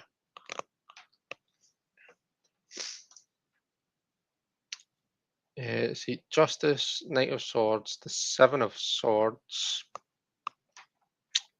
desired outcome, the Seven of Swords, and then the world is the reality. The world is my oyster. I have to stay in the situation. True, true. It looks as though the Seven of Swords being the kind of a desired outcome, or the outcome that you're kind of a picturing in your mind that you feel as though you're going towards. It does feel quite. It feels like you don't have the best expectations of how the situation's going to turn out, doesn't it? Um, So the fact you've got the world there as being like, you've got this, like you say, the world is your oyster. You're right where you need to be. I think that's quite reassuring. So okay, so the Fool, the Page of Cups, Queen of Cups, and then Judgment. No idea, a bit scary when comparing with the Fool.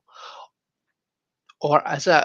So the Judgment? I mean, the Judgment in the Mariel tarot is the Phoenix. You know, bursting into flames, and then the new Phoenix is born from the ashes. For me, Judgment is a card about throwing yourself into something new, but you're doing it with the knowledge that that you've amassed from what you've done before. So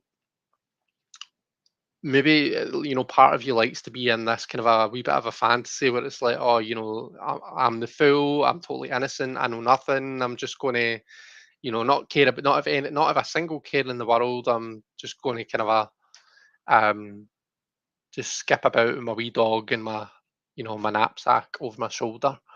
That could be quite appealing, particularly, depends what kind of stuff you've had to go through before. The reality of the situation is absolutely there's the potential for a new beginning, for some sort of big change, but you need to give yourself the credit for the stuff that you've done, you know? Kind of like what I was talking about with that 9 of coins. You need to give yourself the credit for all the stuff that you've learned and all of the kind of the knowledge and the experience that you're taking into the new beginning. Um, yeah, I think that's quite a cool card for that. You took the words out of my mouth, Chris. For my card, I was going to say that maybe I have more power in the situation than I realise. Yep. Naomi, the Five of Swords. Am I avoiding reality and disappointment? So, what you had at first, I know you try to work back. So you had that Wheel of Fortune, you had the Star. I don't remember what your first card was, Naomi, but the Five of Swords. So, Five of Swords being the reality. So, I mean, conflict, difficulty, things being shaken up. Um, so the reality is maybe it is just a bit of a difficult situation. Um, that I suppose that oh, the Eight of Swords, right? Okay, okay, right. Yeah. Well, I mean, to be fair, it's not that they're not that different. You've got two kind of a higher swords cards. Um, both like carry quite a similar vibe to them, I guess.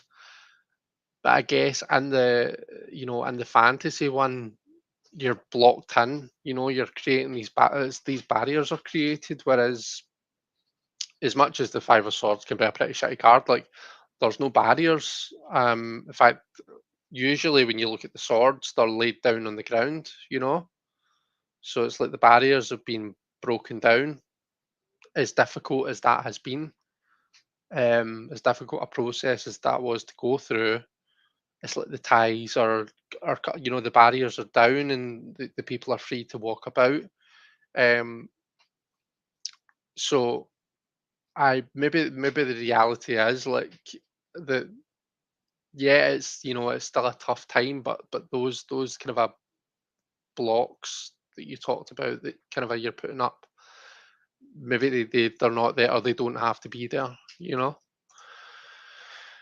Oh, Judgment is my card of the year. So it's golden. Oh, very nice. Try to think what my card of the year is. So I think I still take it from the 2023 one until my 2024 birthday. Is that right? So I would be 1, 2, 3, 4, 5, 6, 7, 8, 9, 10. 1, 2, 3, 4, 5, 6, 7, 8, 9, 10, 10. So I'm Wheel of Fortune just now. Uh, love your description of the Fool. So my dream.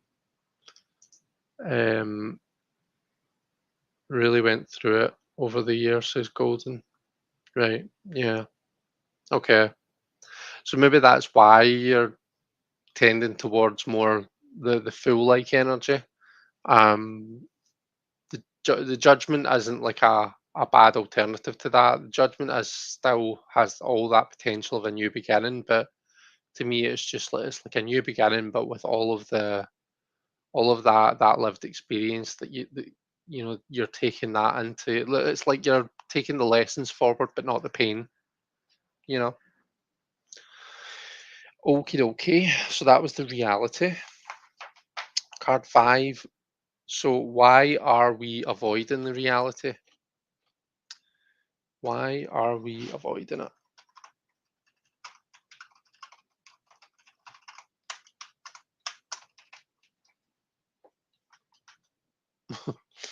Avoiding it, I know said. Why are we avoiding it? The Eight of Pentacles for me.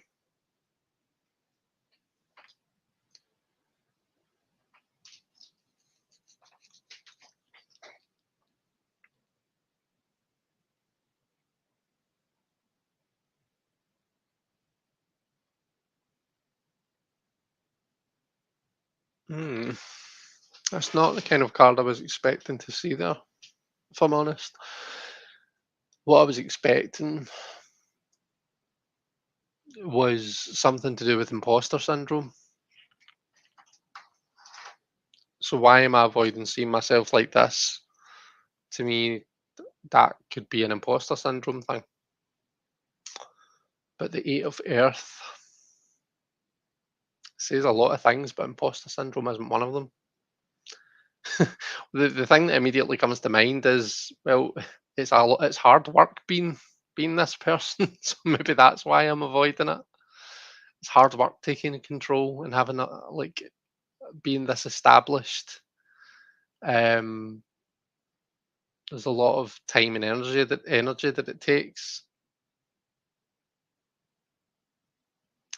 Something's telling me that's not quite what it's getting at, though. Um, Donna, you've got the star. So you are the powerful Queen of Wands. The reason that you're avoiding it is the star. So I've been talked about the star a couple of times in the context of the star can be this kind of a looking for an outside guide, an outside source, an outside, just thing to follow. Maybe there's comfort in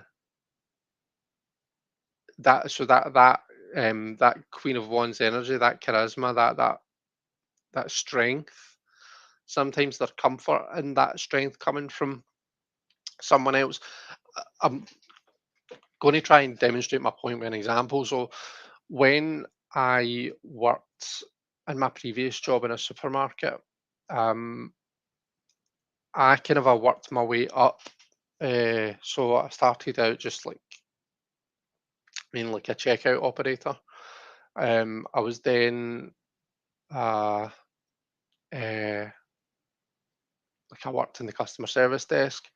Then I was like a kind of a shift type supervisor. Um, and then I was like the kind of a department supervisor, uh, where it was like the only person who was like my boss was the checkout manager, who was like the highest person in the checkout department. And as much as I'm someone who aspires to, like, I'm very ambitious with my career. But one thing I'll say is that there was always, and I really noticed this in my last job. That's why I'm using it as the example. There's always a part of me that resisted that progression because I liked having someone there who was more responsible than me. I liked having that comfort blanket. Um, that person that I could always defer to whenever I was unsure. Um, so a lot of and like I was good at my job. Do you know what I mean? So there wasn't really any reason for me to be like that. That was an imposter syndrome thing. Um, so I liked having that outside source, that someone else there to lean on. Maybe that is what your cards are telling you, Donna. You're avoiding your full potential because it's you like to have that someone else that that you can lean on when things get tough, or you kind of you just like to have that comfort blanket. Something to think about, I guess. Robin from Toadstool Tarot has got the Knight of Swords.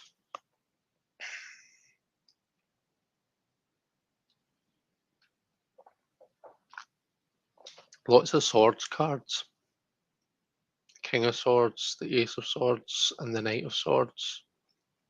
Depiction: the knight's horse bucking in flames, avoiding because of fear of pain, trying to take action, but it's painful, maybe. Temperance: I don't want to be upset. Sorry, I don't want to upset the apple cart. Keep things the same. Keep things even. Okay. Marion says you're avoiding being that person because you still think you have to work harder before you get to that level of accomplishment. When in reality, you know, and have worked hard enough. Ah, okay, okay.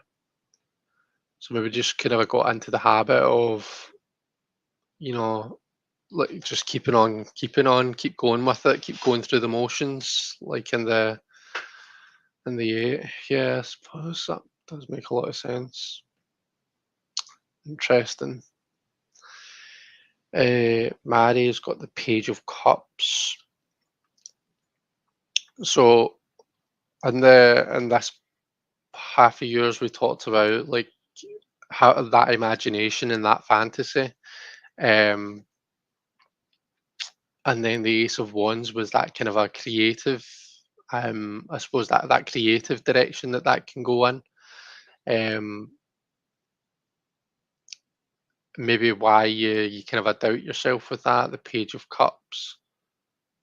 So, so I get the Page of Cups has been quite a regular card in this live. Um, so that can be about innocence and naivety and stuff. Um,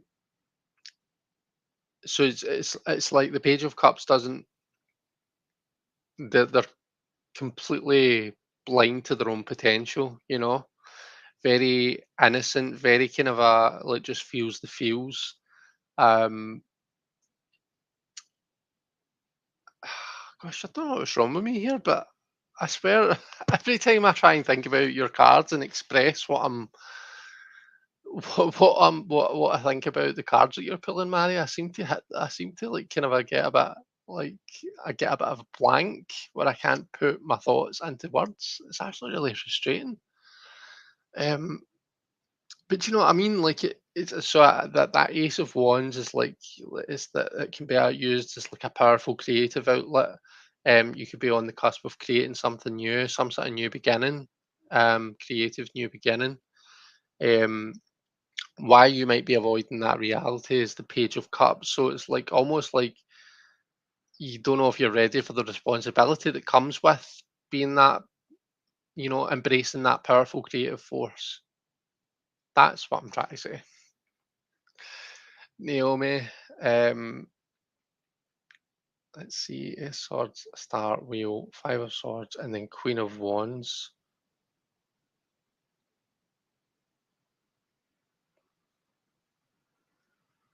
Uh, just, just on, just on, got the go get at the moment. I'm not sure what that says. Naomi. I'm trying to make it make sense. just, just don't got the go get at the moment. Just don't got the go get. I think that might be it. Um,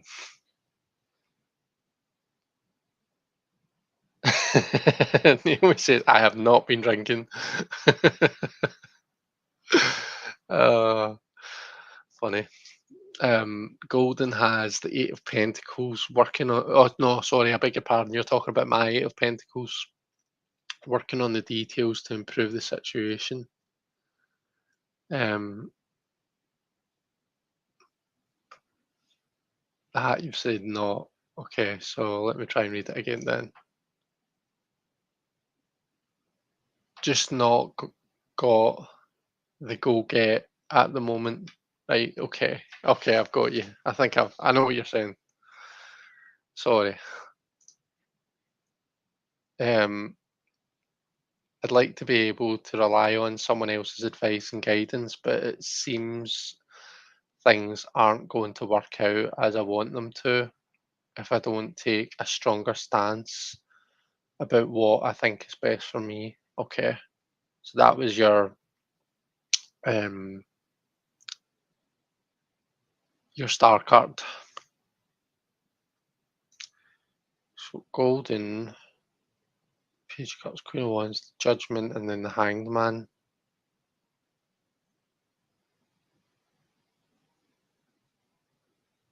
Hanged man. So why are we avoiding it?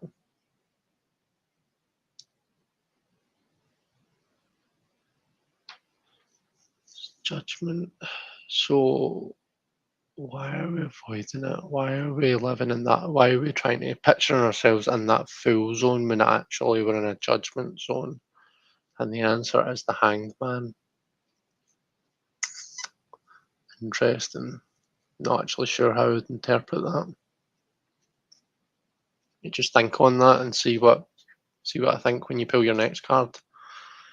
Yeah, I get what you're saying. Cool. Marian's got to go. Speak soon. Off. Thanks for popping in, Marion. It was lovely to see you. Oh, Karen's here in my car, so just listening and wanted to say hi. It's nice to see you, Karen. Hope you're doing okay. Okay, card 6, the imagined outcome. But is that not what the... I think they've labelled that wrong. So number 3 was the imagined outcome. So that was the outcome if, in that kind of a fantasy reality that we're living in. Number 6.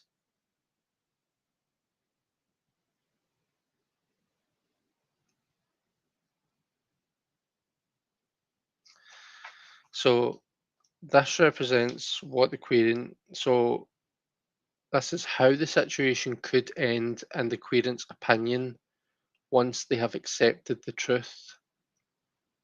As the querent doesn't want to see the solution, it's very likely that it is unpleasant or negative for them.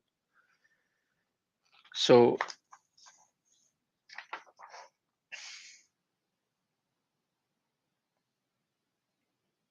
so in number 3 it said it's important to compare this card with the next outcome card. Um, that is the card that's placed in position number 6. So position 3 seems to be the outcome that we see happening in this kind of that this alternative reality that we've created for ourselves. In 4 and 5, we've kind of looked at, like, right, okay, well, what is the actual situation and why, what is it about that we're avoiding? And then 6 seems to be continuing from that, so what is it, where do we see the actual situation going, you know? And that'll offer more insight as to why we're maybe looking at it a different way. Um, so what do I want to call that? The expected outcome, maybe, or the outcome we expect, the realistic outcome we expect. Sorry, I keep. Um, Oh, I've got the High Priestess, and she's a beautiful High Priestess at that. She's holding that multi-dimensional lattice of consciousness. See how the features are kind of, she's veiled, and we don't really see the features. Very mysterious again. Um, I, that this could well be saying to me that there's a bit of a block. I don't really have much foresight into where the actual situation is going. Um, I'm a bit blocked in seeing where things are going. And maybe that's what scares me. Maybe it's the not being able to see where things are going.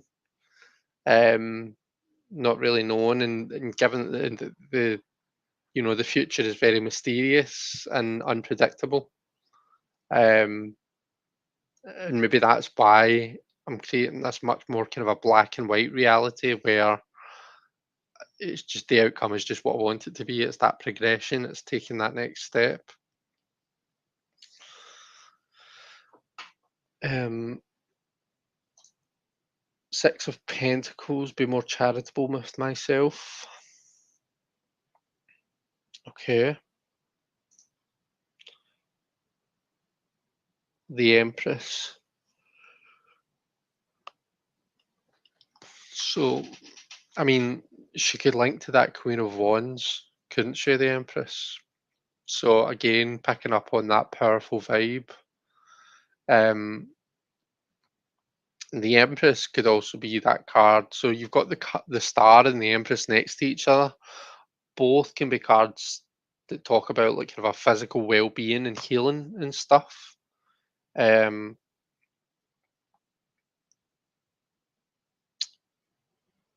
so yeah, it could be kind of a picking up on that healing aspect.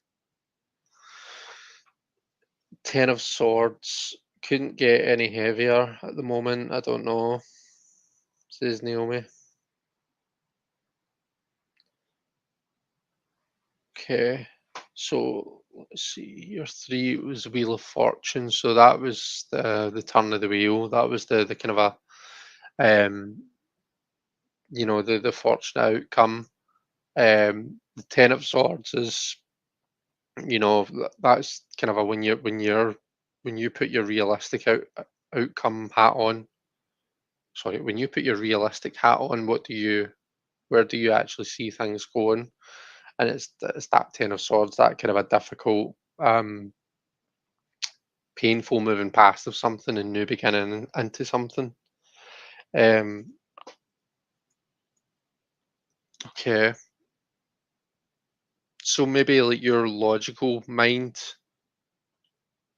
isn't is a bit more pessimistic, and that's maybe why the emotional part of yourself has created this different, is creating this different viewpoint, and because it can be more optimistic, I guess. The next card is just objectively the likely outcome, so we'll see what comes up for that. But let's see. So Mary's got the Devil, right? Okay. So the Ace of Wands, the Page of Cups, and the Devil. Wow. Okay. So that's quite heavy, isn't it? So you're kind of a like you fear your own creative potential. Um, I suppose it's like what is the devil? What is the devil? To me, the devil is um I don't believe in the devil in the kind of a Christian sense. I think that I don't personally really believe in the kind of a that Christian God either. I think deity, both good and bad, the good stuff, the divine, the God stuff. It's all within us, as is the devil. So the kind of the good and the evil, it all lives within us. Um, I think it's kind of a easier, and this is all going back to that disassociating thing. It's all going back to the it's just easier to have those outside forces, to look at them as outside things, things that are nothing to do with us. Um, like I think everything is within us. I think there's lots and lots of evils in the world. I don't think any of them are, you know, some red horned dude with a pitchfork. I think actually the evils in the world are created by us, by the inhabitants of the world.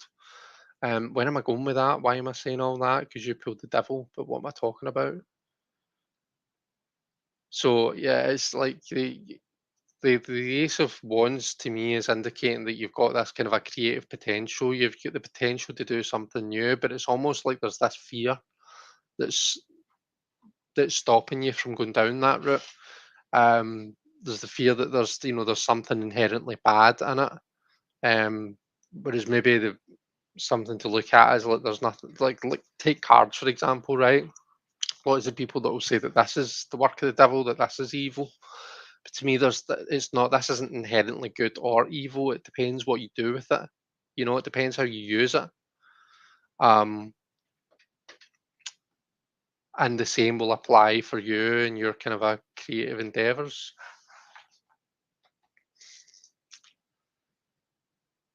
Debbie's got the Page of Wands. I shouldn't be afraid of a new adventure. Absolutely. Golden has got the Page of Pentacles. Excuse me, working out. The Hanged Man, and then the Page of Pentacles. Okay, just go back a bit. Oh yeah, the Fool, the Page of Cups. Excuse me, Fool, Page of Cups, Queen of Cups, then Judgment. Is how the situation actually is. And then we had the Hanged Man. Um, and then the Page of Pentacles. I mean, again, the pages can be about starting something new. Um, so that's all. I suppose that's all in keeping with what we've been seeing. That Fool and the Judgment, all talking about like new beginnings of some sort, and then the page just kind of follows on from that. Mary says it definitely a fear of mine being brought up Catholic. I am in a sense going against my parents with what I want to do. Right? Okay. Okay. So it's that, yeah, it's that fear that there's something inherently wrong. Um, yeah, I've got you. I've got you. Um, okay, well, let's see what comes up next. So, card number 7 is the likely outcome. So, this card represents the likely result of the situation. Generally, it's not the worst case scenario. It could be an unpleasant event, or on the contrary, something unexpectedly good, but it's not usually as bad as what the querent imagines. So let's see what we get for this. Oh, okay, I've got the 6 of water. That's quite nice. So that's like the 6 of cups. Um, yeah, that's kind of takes me back to that kind of a joyful place. To that place of of happiness, of just actually of things being simpler. Um, so that's quite a nice like outcome card for me. Debbie's got the Ace of Swords. So new beginning there, perhaps, or at least a new way of looking at the situation. Oh, sorry, I need to type it in the chat, don't I? 7 is the likely outcome.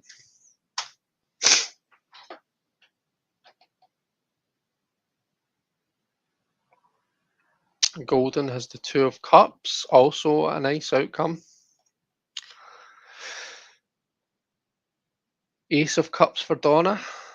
So Donna, that's looking really that you know, considering you had all this turmoil on this side, and then this side was maybe suggesting like things maybe aren't as bad as they seem. You've got a lot more control and a lot more strength than what you give yourself credit for.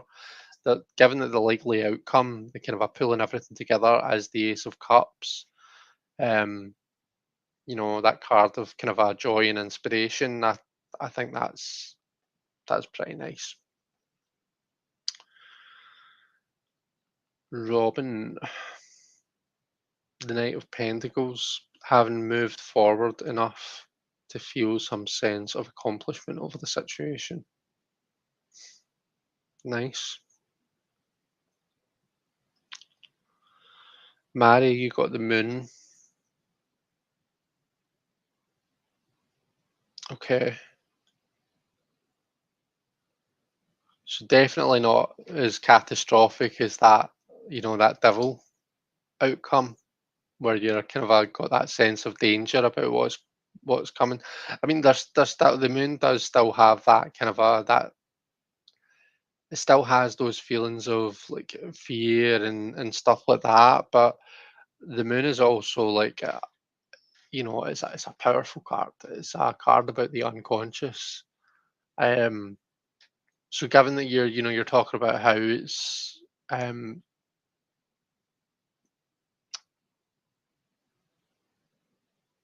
you said a fear of mine being brought up Catholic.